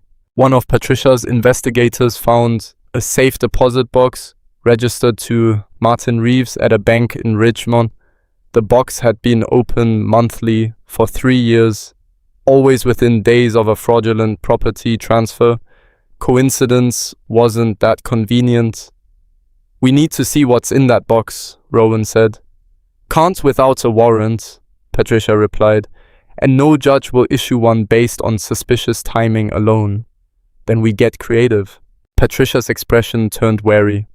"Rowan, whatever you're thinking, don't." "I'm not thinking anything illegal." "That's exactly what worries me." But Rowan was already making calls. 2 hours later, he'd convinced a state banking regulator he played poker with to audit the bank for compliance issues. Not illegal, just aggressive use of connections. The audit would take days, during which all safe deposit box access would be frozen pending review. "That buys us time," Patricia said, "but it doesn't get us inside the box. One problem at a time." While Patricia worked the legal angles, Celine took a different approach. She drove to the county land office, walked in like she belonged there, and asked to speak with Martin Reeves. The clerk who met her was younger than she expected. Mid-40s, thinning hair, nervous energy. He looked like someone who'd made compromises and regretted them, but kept making them anyway. "Can I help you?" he asked. "I hope so. My name's Celine Voss. I think you processed some paperwork on my property a few years back." Recognition and fear flashed across his face. "I process a lot of paperwork." "This would have been a loan transfer. My husband had just died." Reeves's hands started shaking slightly. "Ma'am, I can't discuss specific transactions without proper authorization." "I'm not asking you to. I just want to understand what happened. See, the loan documents were dated after my husband's death, which seems impossible unless someone made a mistake. Mistakes happen. Do they? Or do some people get paid to make certain mistakes disappear?" Reeves went pale. "I don't know what you're implying, but..." "I'm not implying anything. I'm stating facts. You processed fraudulent documents. Victor Hale paid you to do it, and now you're going to tell me everything, or I'm going to make sure the state attorney knows exactly where to look. You're threatening me. I'm offering you a chance to save yourself. Hale's going down. The only question is whether you go down with him or against him." Reeves looked around the office like the walls might save him. They didn't. "I can't talk here." "Then pick somewhere you can." They met that night in a diner 40 miles from anywhere either of them lived. Reeves brought a briefcase and the haunted look of a man who'd sold his soul and wanted to buy it back. "I've got copies," he said, sliding a folder across the table. "Everything Hale had me process over 4 years. Dates, signatures, properties, all of it." Celine opened the folder, felt her heart rate spike. Dozens of fraudulent transfers, all in Reeves' handwriting. Why keep copies? "Insurance. I knew someday this would blow up. Wanted proof I was just following orders." "That's not a legal defense." "It's all I've got." Reeves' voice cracked. "He paid me $50,000 over 4 years. Seemed like so much money at the time. Now I realize I sold out for nothing. Why did you do it?" "My daughter needed surgery. Insurance wouldn't cover it. Hale found out, offered to help. By the time I realized what I'd gotten into, I was already guilty." He looked at her with desperate eyes. "I'm not a bad person. I just made bad choices. Bad choices ruined people's lives. I know, I think about it every day." He pushed another envelope across the table. "This is different. I found it going through old records. Fire at the courthouse 8 years ago. Destroyed a bunch of property documents conveniently right before a big land consolidation deal Hale was working." Celine opened the envelope, pulled out an incident report and fire marshal's findings. The official conclusion was electrical fault, but the marshal's notes, buried in the appendix, mentioned accelerant traces that were never investigated. "You think Hale started the fire?" "I think it's suspicious that the only documents destroyed were ones that would have blocked his biggest deal. But I was too scared to say anything at the time." Celine stared at the papers, understanding crystallizing. "This connects everything. The fraud, the corruption, now arson. This is enough to bury him. Or get us both killed. You willing to testify?" Reeves was quiet for a long moment. Then he nodded. "Yes, but I want immunity. I cooperate. I don't go to prison. I'll see what I can do." She drove straight back to the ranch, burst into Rowan's office at midnight with the evidence. Patricia was still there, had basically moved into the guest room at this point. Both of them looked up when Celine entered. "We've got him," she said, spreading the documents across the desk. Patricia read through them, expression shifting from skepticism to shock to something like hope. "This is incredible. If Reeves testifies, he will. Wants immunity. That's not my call, but I can talk to the state attorney." Patricia was already reaching for her phone. "If they prosecute Hale for fraud and arson, Your extortion charge looks like justified response to discovering criminal activity. This changes everything. Rowan picked up the fire marshal's report, read it carefully. Hale burned down a courthouse to hide evidence. How many other crimes is he hiding? We're about to find out, Patricia said, dialing. The next 48 hours were chaos. Patricia negotiated with the state attorney's office, trading Reeves' testimony for reduced charges. Investigators descended on the bank, finally getting access to Reeves's safe deposit box. Inside, cash deposits matching the dates of fraudulent transfers, along with handwritten instructions from Hale on which documents to falsify. The evidence was damning, comprehensive, exactly what they needed. Then Victor Hale's lawyers filed an emergency motion. Patricia came into Rowan's office looking like she'd been punched. They're accelerating the trial, claiming you're attempting to prejudice the jury pool by spreading false allegations. False? We've got documented proof. Doesn't matter. Judge Morrison granted the motion. Trial starts in 6 days. Rowan went very still. We're not ready. I know. We need more time to prepare, coordinate witnesses, build the case properly. I know. So what do we do? Patricia sat down heavily. We go to trial unprepared and hope we can pull together a defense that doesn't get you bankrupted or imprisoned. The trial date hung over them like an execution. 6 days to prepare for a legal battle that should have taken months.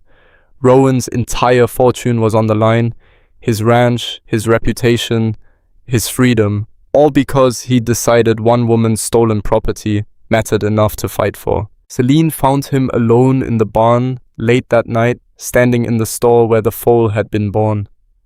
The young horse was sleeping, legs folded, awkwardly beneath it. You should be preparing for trial, she said. Can't think anymore. Brain's full. She leaned against the stall door beside him. You scared? Terrified. Me too. At least you're honest about it. They stood in comfortable silence for a while. Finally, Celine said, I'm sorry. For what? For bringing this into your life. You were fine before I showed up, rich, powerful, comfortable. Now you're facing bankruptcy because you tried to help someone who didn't deserve it. Rowan turned to look at her. You think you didn't deserve help? I think I wasn't worth destroying yourself over. That's not your call to make. No, but it's the truth. I was nobody. A squatter in a canyon. You could have thrown me out, forgotten I existed. Instead, you gave me work, fed me, fought for me. Her voice cracked. Why? Rowan was quiet for a long time. When he finally spoke, his voice was raw. You remember that first morning? When you pointed a rifle at me and told me to leave or die? Hard to forget. You looked at me like I was just another problem to solve. Not someone to fear or impress or manipulate, just another obstacle between you and survival. He smiled faintly. I haven't had someone look at me that way in 20 years. Everyone else sees the money, the power, the empire. You just saw a man trespassing on your canyon. It was your canyon, legally, but you'd claimed it. That took guts I'd forgotten existed. He turned to face her fully. You asked why I'm fighting for you. Because you reminded me what it looks like to have nothing and still refuse to bow. I built this empire by being ruthless, by taking everything I could grab. Somewhere in that climb, I forgot there's strength in standing up for people who can't stand up for themselves. Celine felt something crack open in her chest. That's a hell of a reason to risk everything. Yeah, well, I'm a hell of a stubborn man. She laughed despite herself. You really are. So are you. Guess that makes us a matched set of idiots. Guess so. They stood close enough that Celine could feel warmth radiating from him in the cold barn.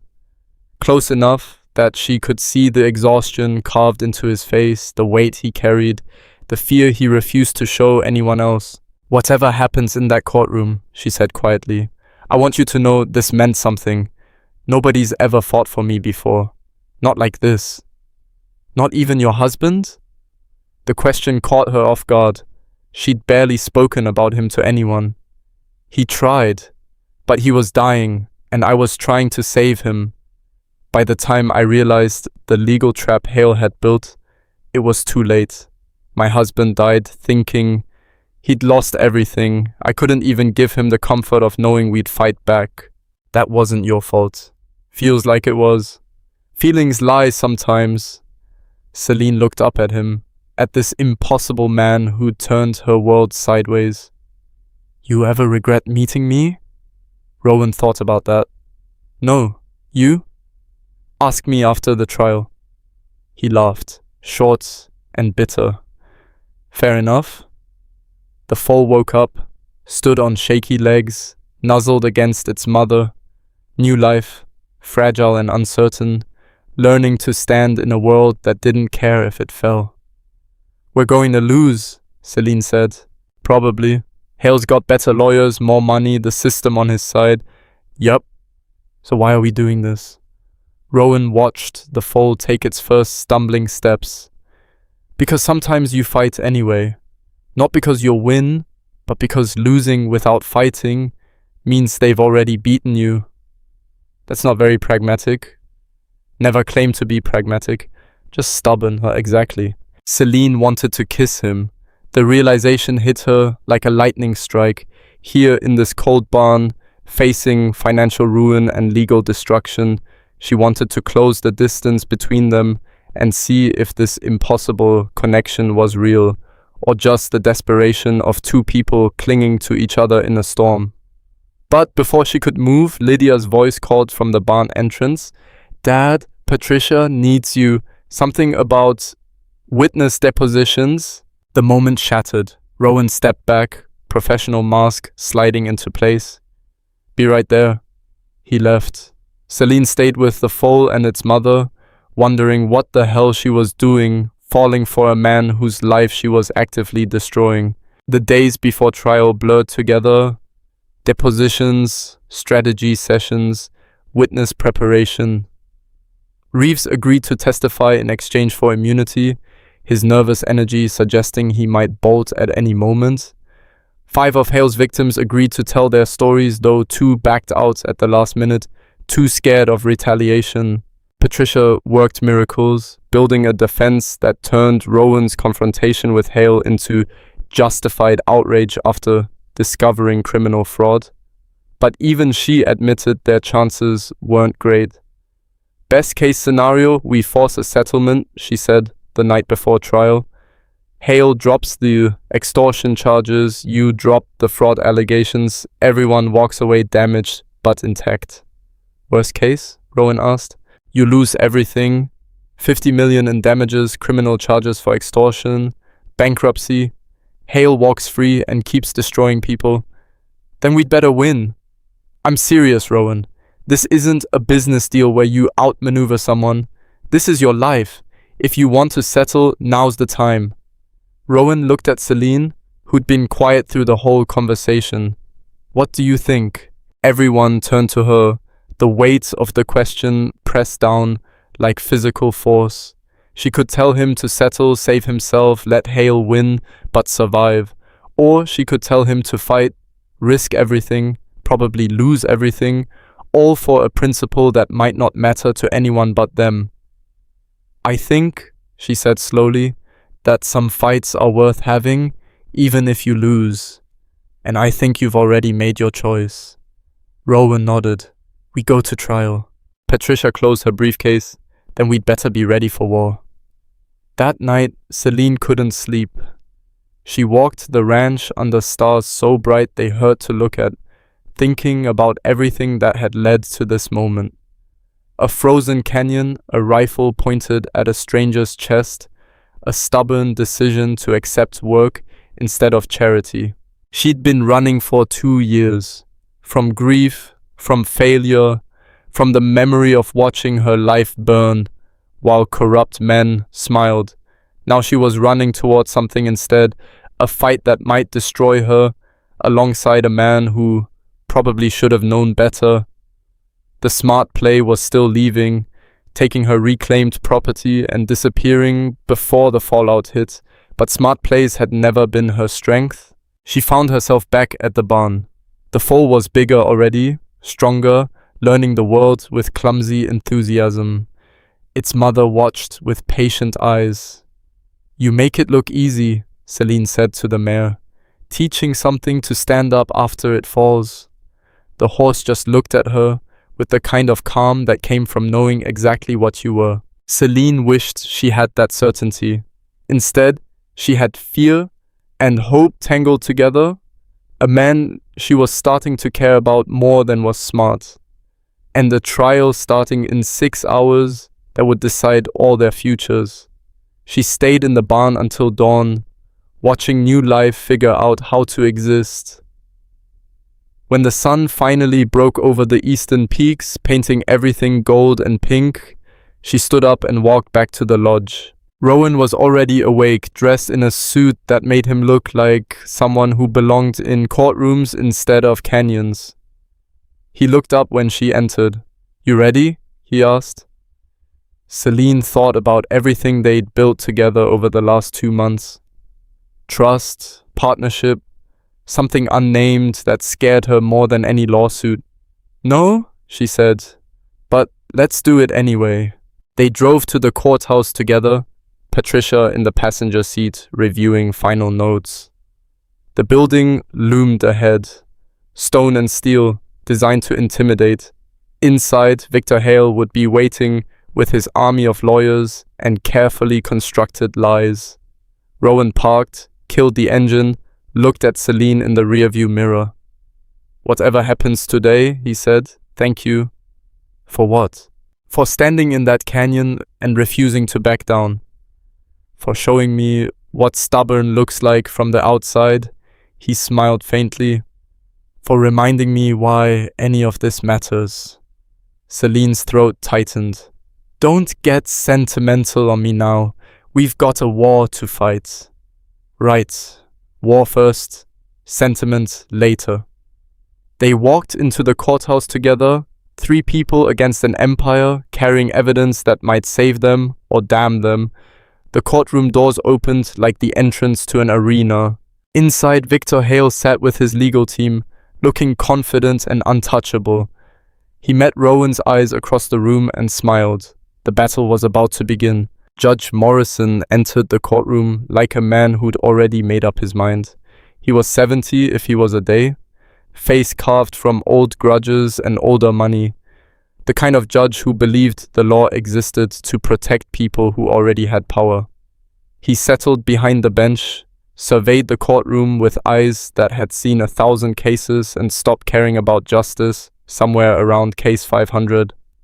"All rise for the Honorable Judge Clayton Morrison," the bailiff announced. Everyone stood. Celine felt her pulse hammering in her throat. Across the aisle, Victor Hale sat perfectly composed, flanked by 3 attorneys in suits that cost more than most people's cars. He caught her looking and winked. She wanted to break his face. The trial started badly and got worse. Hale's lead attorney, a shark named Richard Caldwell with silver hair and a smile like a knife, painted Rowan as a bully who'd use his wealth and influence to intimidate a legitimate businessman. He called Hale's secretary first, a woman who testified in a trembling voice that Rowan had burst into the office making threats. "He said he'd destroy Mr. Hale's business," she said, "that he'd make sure Mr. Hale lost everything. I was frightened for my employer's safety." Patricia cross-examined, but the damage was done. The secretary's story matched the security guards, matched Hale's attorney's version, 3 witnesses saying the same thing, and only Celine to contradict them. When Celine took the stand, Caldwell tore into her like she was made of paper. "Mrs. Voss, you were the beneficiary of the property transfer in question, correct?" "Yes." "And you accompanied Mr. Creed to Mr. Hale's office that day?" "I did." "So you had a vested interest in the outcome of that meeting?" "I had an interest in getting back land that was stolen from me." "Stolen, that's a strong word." Caldwell smiled. "Do you have proof this alleged theft occurred?" "Yes. Forged loan documents, fraudulent transfers. Documents you claim are fraudulent but have never been proven so in court, correct? Celine's jaw tightened. Because the system's rigged to protect people like Hale. Objection, Caldwell said smoothly. Speculation and inflammatory rhetoric. Sustained, Morrison said, sounding bored. Mrs. Voss, stick to facts. Caldwell circled closer. Isn't it true, Mrs. Voss, that you were living illegally on Mr. Creed's property when he found you? I was surviving. In a location where you had no legal right to be? Yes. And Mr. Creed, rather than having you arrested for trespassing, offered you employment? He did. How convenient. A wealthy man offers a desperate woman work, and suddenly she's willing to support any accusation he makes against his enemies. Caldwell's voice dripped with insinuation. Tell me, Mrs. Voss. What exactly did you offer Mr. Creed in exchange for his protection? The courtroom went silent. Celine felt rage white-hot and blinding rise in her chest. She leaned forward, voice deadly calm. I offered him the truth about Victor Hale, about how Hale destroys vulnerable people for profit, about how he forges documents and bribes officials and burns down courthouses to hide his crimes. That's what I offered, and if you're implying anything else, you can go straight to hell. Mrs. Voss? Morrison's gavel cracked like a gunshot. Control yourself or I'll hold you in contempt. Then hold me. I'm done pretending this is about justice when everyone here knows it's about protecting powerful men from consequences. Morrison's face went red. Bailiff, remove Mrs. Voss from the stand. She's done testifying. Patricia was on her feet. Your Honor, my client has the right. Your client just called opposing counsel a liar in open court. She's lucky I'm not jailing her. Morrison glared at Celine as the bailiff escorted her back to her seat. One more outburst and you'll spend the night in a cell thinking about courtroom decorum. Rowan caught Celine's hand under the table, squeezed once. She squeezed back, still shaking with fury. The trial dragged on for 3 days. Patricia called Martin Reeves, who testified about the fraudulent documents he'd processed under Hale's direction. But under Caldwell's cross-examination, Reeves fell apart. He admitted taking money, admitted falsifying records, admitted he had no direct proof Hale had ordered him to commit fraud. So, you're a confessed criminal trying to reduce your sentence by implicating an innocent man? Caldwell asked. No, he told me what to do. He paid me. Do you have recordings of these alleged conversations? No. Written instructions? Just notes in the safe deposit box? Notes you wrote yourself, correct? Notes that could say anything you wanted them to say? Reeves wilted. They're real. I'm telling the truth. But his voice lacked conviction, and everyone heard it. Patricia called the other victims, women who testified about losing their property through similar schemes. But Caldwell destroyed them one by one, pointing out inconsistencies, suggesting they'd misunderstood legal processes, implying they were bitter opportunists looking for someone to blame for their failures. By the third day, the case was bleeding out. Patricia's evidence, so compelling in private, looked circumstantial under courtroom lights. Patterns weren't proof, suspicions weren't facts, and Judge Morrison seemed determined to interpret every ambiguity in Hale's favor. That night, back at the ranch, Celine found Rowan standing in his office staring at the maps on the wall. His empire rendered in ink and paper, about to be stripped away by legal maneuvers and corrupt judges. We're losing, she said. I know. Patricia thinks we should settle, cut our losses before Morrison rules against us. What do you think? Celine moved to stand beside him, looking at all that land, wild and brutal and beautiful. I think we've already lost. Hale's got Morrison in his pocket. The system was rigged before we walked into that courtroom. So we give up? I didn't say that. She turned to face him. I'm saying the fight was never going to be won in court. We were naive to think otherwise. Rowan's expression hardened. Then where do we win it? I don't know. Maybe we don't. Maybe we just make sure Hale bleeds before we go down. That's not good enough. It might have to be. They stood there in the quiet office, two people who'd fought harder than they should have for longer than was smart. The weight of inevitable defeat pressed down like a physical thing. Then Lydia knocked on the door. Dad, there's someone here to see you. Not now, Lydia. I think you'll want to see this person. Something in her voice made Rowan look up. Lydia stood in the doorway, and behind her was a woman in her 60s. Grey hair, pulled back severe, carrying a briefcase that had seen better days. Mr. Creed? The woman said. My name is Margaret Chen. I believe you've been looking for evidence against Victor Hale. Rowan and Celine exchanged glances. Who are you? I'm the former county treasurer. I worked with Hale 20 years ago, before I understood what kind of man he was. She set the briefcase on the desk. I've been carrying this around for 2 decades, too scared to use it. But I heard about your trial, heard you were actually fighting back. I thought maybe it was time. She opened the briefcase. Inside were files, old, yellowed, meticulously organized. Rowan pulled one out, started reading, felt his pulse spike. What is this? Proof. Real proof. Financial records showing payoffs to officials, including Judge Morrison, property transfers that trace back to shell companies Hale controls, and evidence linking him to the courthouse fire.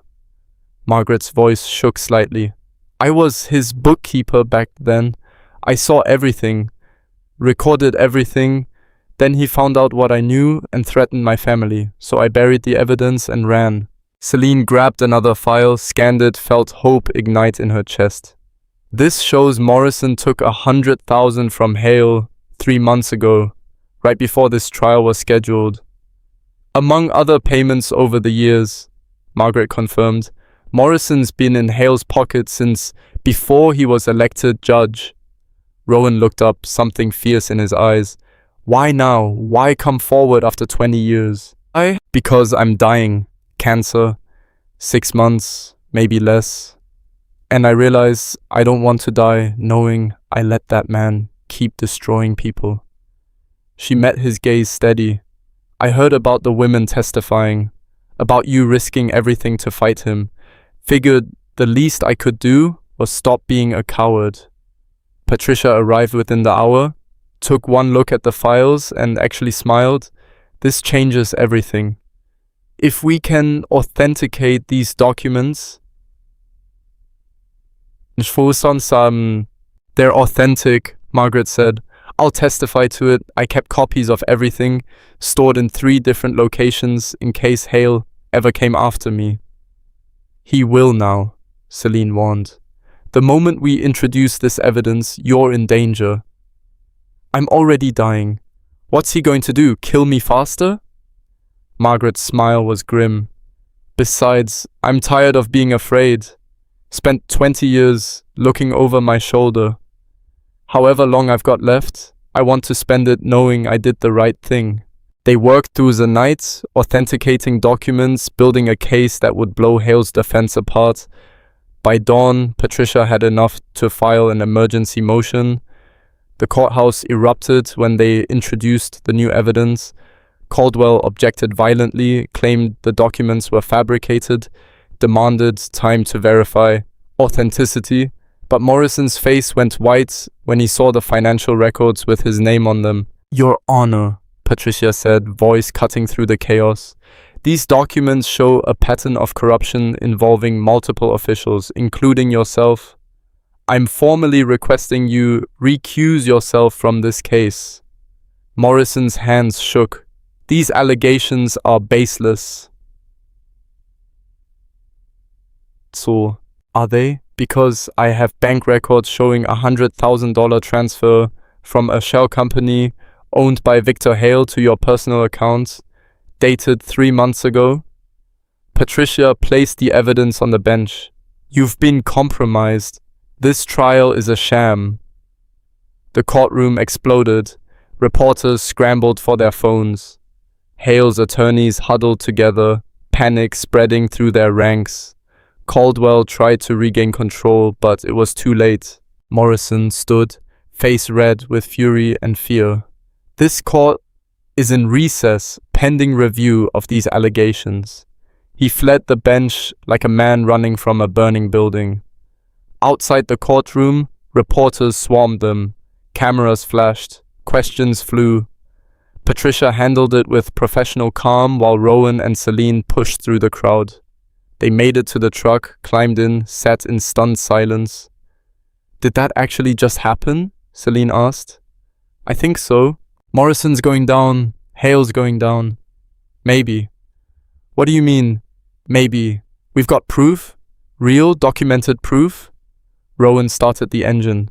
"Proof that Morrison's corrupt. Proof that Hale bribed officials. But the extortion charge against me still stands. Even if Hale goes to prison, I could still lose everything." Celine felt the brief euphoria drain away. He was right. They'd wounded Hale, maybe fatally, but that didn't mean Rowan was safe. The next week was chaos. Morrison recused himself, then resigned when federal investigators opened a corruption probe. A new judge was appointed, a woman named Helena Ortiz, who had a reputation for being incorruptible and mean as a snake. Hale's empire started collapsing. Federal agents raided his office, seized documents, froze accounts. 3 more officials named in Margaret's evidence resigned or were arrested. The women he defrauded started coming forward, no longer afraid now that the protective wall around Hale was crumbling. But the trial against Rowan continued. Judge Ortiz heard the case with cold efficiency. She reviewed all the evidence, Hale's corruption, the fraudulent transfers, the bribed officials. Then she looked at Rowan. "Mr. Creed, the evidence shows Victor Hale is a criminal who destroyed countless lives through fraud.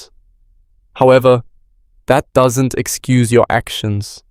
You went into his office and threatened him. 3 witnesses confirm it."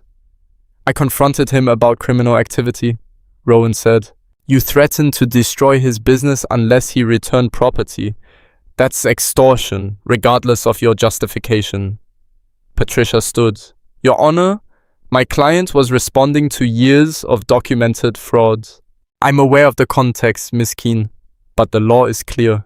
You don't get to threaten people, even criminals, to force compliance." Ortiz looked at Rowan with something that might have been sympathy. "However, I'm also aware that you've exposed a corruption network that spans multiple counties. Your actions, while illegal, served the public interest." Rowan's hands gripped the table. "What's your ruling?" "I'm dismissing the $50 million damages claim.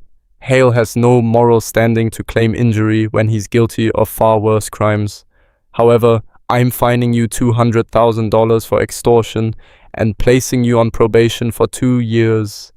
She brought down her gavel. "Don't make me regret showing leniency, Mr. Creed." The courtroom stayed silent for a beat. Then Patricia was hugging Rowan, Celine was crying without meaning to, and somewhere in the back, Lydia was whooping loud enough to make the bailiff frown. Outside, reporters mobbed them again. This time, Rowan stopped to talk. "Victor Hale built his fortune, destroying people who couldn't fight back," he said into the cameras. "He bribed judges, falsified documents, and ruined lives because he thought wealth made him untouchable. Today proved he was wrong. Justice might be slow, but it still exists." "What about the women he defrauded?" a reporter called out. "Will they get their property back?" "That's up to the courts now, but I'm pledging my resources to help every victim recover what was stolen. Hale's assets are being seized. That money should go back to the people he hurt." Celine watched him handle the press with the same confidence he'd shown running his empire, but there was something different now, something softer beneath the hard exterior. They drove back to the ranch in silence, exhausted and wrung out. When they pulled up to the lodge, Dante was waiting with a bottle of whiskey and a rare smile. "Heard you won," he said. More like survived, Rowan replied. Same thing, way I see it. They drank on the porch as the sun set over land that was still Rowan's, that would stay Rowan's. Lydia joined them with soda, leaning against her father with the kind of relief that came from no longer having to be scared. What happens now? She asked. Now? Rowan looked at Celine. Now we rebuild. Over the following months, they watched Hale's empire burn. Federal prosecutors charged him with fraud, bribery, arson, and conspiracy. Margaret Chen testified despite her failing health, her words steady and damning. Martin Reeves provided documentation, the victims told their stories, the trial lasted 6 weeks, the jury deliberated for 3 hours, guilty on all counts. Victor Hale was sentenced to 23 years in federal prison. His assets were liquidated, the proceeds distributed to his victims. Celine got her 200 acres back plus compensation for the mining damage. So did Catherine Mills, Sarah Chen, Maria Rodriguez, and 17 other women whose lives he'd destroyed. But the real change happened quietly in county offices and courthouse hallways. Officials who'd enabled Hale resigned or were forced out. New regulations made property fraud harder to execute. Victims' advocates started watching land transfers more carefully as the system didn't transform overnight. It never does, but it bent slightly toward justice, which was more than it had done before. Through it all, Rowan and Celine worked side by side. She helped coordinate the victim restitution process while continuing to survey his territories. They fell into a rhythm that felt like partnership, like something that might become more if they let it. One evening in late spring, when snow finally released its grip on the Northern Territory, Celine rode out to her reclaimed property. The mining company, under federal order, had spent the winter cleaning the land. Rivers ran clear again. Saplings dotted the scarred earth. Her old cabin had been rebuilt better than before. She stood in the doorway, looking at the place she'd fought so hard to recover, and felt nothing but ghosts. This land represented her past, her dead husband, her failures, everything she'd lost. Coming back here meant living in a museum of grief. She didn't want that anymore. Rowan found her there an hour later, sitting on the rebuilt porch watching the sun paint the valley gold. Figured I'd find you here, he said, climbing off Rebel. Wanted to see what 200,000 in restoration bought. And? It's beautiful. They did good work. But? Celine smiled faintly. You know me too well. Maybe. He sat beside her, close enough that their shoulders almost touched. Talk to me. I got what I wanted. My land back. Hale in prison. Justice served. I should be happy. Should be isn't the same as are. No, it's not. She looked at the valley spread before them. This place is my past. My husband and I built it from nothing, and it was good. But he's gone, and I'm not the same person who lived here. Coming back feels like trying to crawl into a coffin that's already occupied. Rowan was quiet for a moment. What do you want instead? The question hung between them, huge and terrifying. Celine thought about the last 6 months, about working Rowan's land, eating dinners with him and Lydia, falling asleep to the sound of wind through pine instead of her own heartbeat, about the way he looked at her when he thought she wasn't watching, like she was something more than an employee or an ally. I want to stop running, she said. I want to build something new instead of mourning what's gone. Where? I don't know, maybe somewhere with a stubborn rancher who needs help managing 500,000 acres, maybe somewhere with a smart teenager who needs someone to tell her she's allowed to be angry at the world sometimes, maybe somewhere that doesn't feel like a graveyard. Rowan's hand found hers, rough and warm. That's somewhere available? Only one way to find out. He turned to look at her, and in his eyes she saw the same fear and hope tangled together that lived in her chest. I'm not easy to live with. I'm stubborn and controlling, and I work too much. I'm not easy either. I've got trauma I haven't dealt with, and trust issues that could fill a canyon. Sounds like we're a disaster waiting to happen. Probably. Want to risk it anyway? Celine looked at this man who'd risked his fortune for her, who'd fought when fighting seemed impossible, who'd reminded her what it felt like to hope. Yeah, I think I do. He kissed her then, soft and careful, like she might break. She kissed him back harder, like she was done being careful. When they finally pulled apart, Rowan said, "What do you want to do with this land?" Celine looked at the valley one last time. Sell it? Use the money to help the other victims rebuild? Turn something hail destroyed into something that helps people? That's a good use. It's the right use. They sat on the porch until the stars came out, making plans for a future neither of them had expected. It wouldn't be easy. They were both too damaged, too stubborn, too used to fighting alone. But maybe that was the point. Maybe the best things came from learning to fight together instead.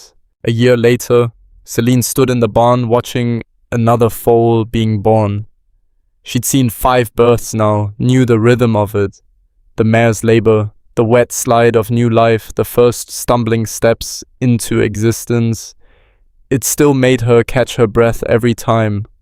Rowan came up behind her, wrapped his arms around her waist. Never gets old, does it? No, always feels like a miracle. Speaking of miracles, he turned her to face him, and she saw something nervous in his expression. I've got something to ask you. If it's about the Eastern Ridge survey I already finished, it's not about work. He pulled a small box from his pockets, opened it. Inside was a ring, simple silver, nothing fancy, exactly her style. I know we've only been doing this a year. I know we're both disasters, but I also know I don't want to do any of this without you. So, yes, he blinked. I didn't finish asking. Don't care. Answers yes. Rowan laughed, slid the ring onto her finger. It fit perfectly. You're supposed to let me make a speech. Make it later. Right now, kiss me. He did. Lydia found them 20 minutes later, still wrapped around each other in the barn. Oh, gross. Do you have to do that where the horses can see? Celine pulled away, grinning. Your dad just proposed. Finally. Took him long enough. Lydia came closer, examined the ring. It's pretty. Simple, but pretty. Like me? You're not simple. You're complicated and scary, and you make my dad happy, which makes you okay in my book. She looked between them. So does this mean you're officially staying? No more canyon cabin? I moved out of there 6 months ago. I mean officially, like family officially. Celine felt her throat tighten. Family. She hadn't had that in so long. Yeah, if you'll have me. I guess you're tolerable. But Lydia's smile was wide and real. Someone's got to keep Dad from working himself to death. Might as well be you. They stood together in the barn. Rancher, survivor, and the girl who'd lost her mother, but maybe gained something else. Not a replacement, never that, but someone who understood that families were built from choice as much as blood. The foal finally stood on shaking legs, took its first steps, fell, got back up. The mare nuzzled it encouragingly. That's us, Celine said quietly, learning to stand after falling. Rowan kissed her temple.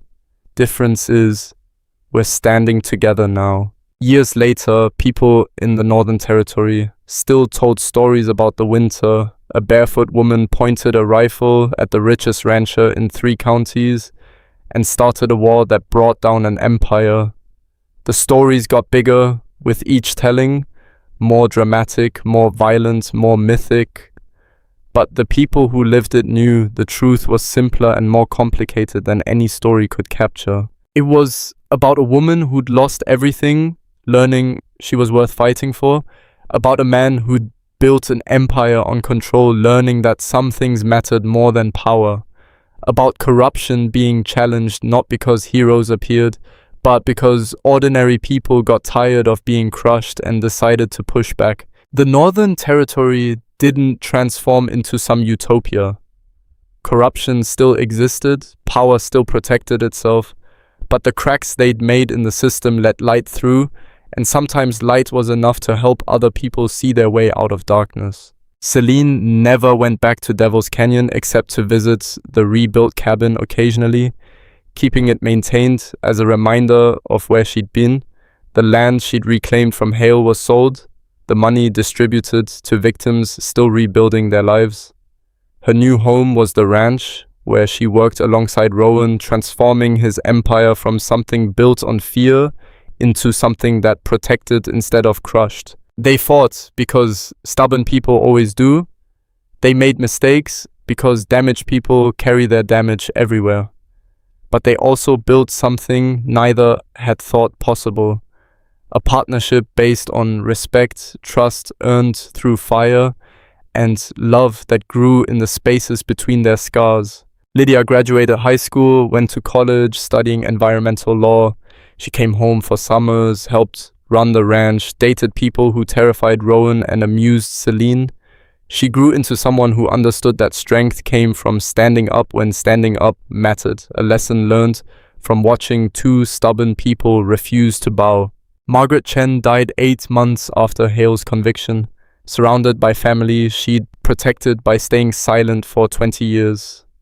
Her final words, according to her daughter, were about being glad she'd finally spoken up.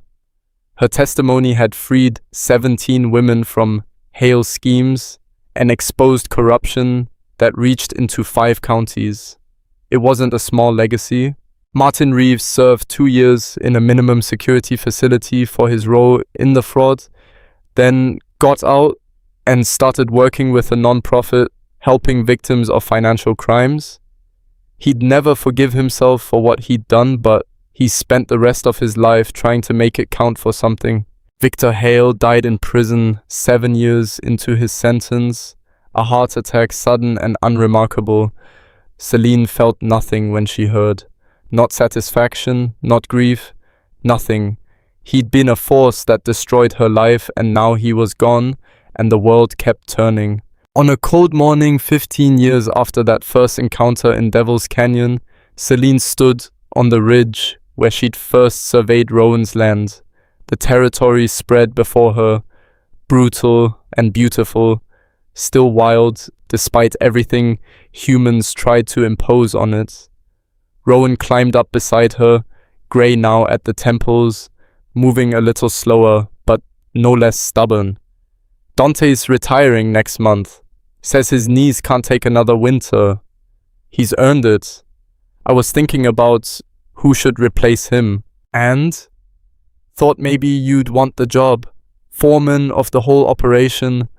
Celine looked at him, saw the seriousness beneath the casual offer. That's a lot of responsibility. You've been handling most of it for years anyway, just making it official. What about you? I'm slowing down. Lydia's talking about coming back after law school, helping run things. Thought maybe it's time I step back, let other people carry the weight. You? Step back? I'll believe it when I see it. He smiled. Fair points, but I'm trying to learn. You taught me that empires don't mean much if you burn yourself out building them. They stood together, watching the sun rise over land they'd fought for, bled for, nearly lost. It wasn't perfect, nothing ever was, but it was theirs, built from stubborn refusal to accept that powerful people always won. You ever regret it? Rowan asked. Meeting me, getting dragged into all that chaos? Celine thought about the woman she'd been, broken, running, barely surviving, in a frozen canyon with nothing but spite keeping her alive. Then she thought about who she was now. Foreman of a massive operation, wife to a man who'd risked everything for her, part of a family built from choice and fire. "No," she said, "not even a little." "Me neither." They rode back to the ranch together as the Northern Territory woke up around them. Somewhere in the distance, cattle were moving to new pasture. Somewhere, Lydia was probably sleeping in, dreading the early morning call Rowan would make to wake her. Somewhere, people Hale had destroyed were rebuilding, helped by the money from his liquidated assets and the system that had bent slightly toward justice. It wasn't a fairy tale. The world didn't transform because two stubborn people fought back, but it changed a little, and sometimes a little change was enough to let other people see that fighting back was possible. Celine had learned that some things were worth the risk of losing everything, that running from pain just meant carrying it with you. That love wasn't about being perfect or undamaged. It was about finding someone willing to stand with you when the world tried to knock you down. She'd pointed a rifle at a stranger in a frozen canyon, dared him to make her leave, and instead found something she didn't know she was looking for. Not salvation, not rescue, just partnership with someone as stubborn and broken and determined as she was. That first morning, standing barefoot in the snow, refusing to bow, she'd been surviving. Now, 15 years later, she was living. The difference was everything.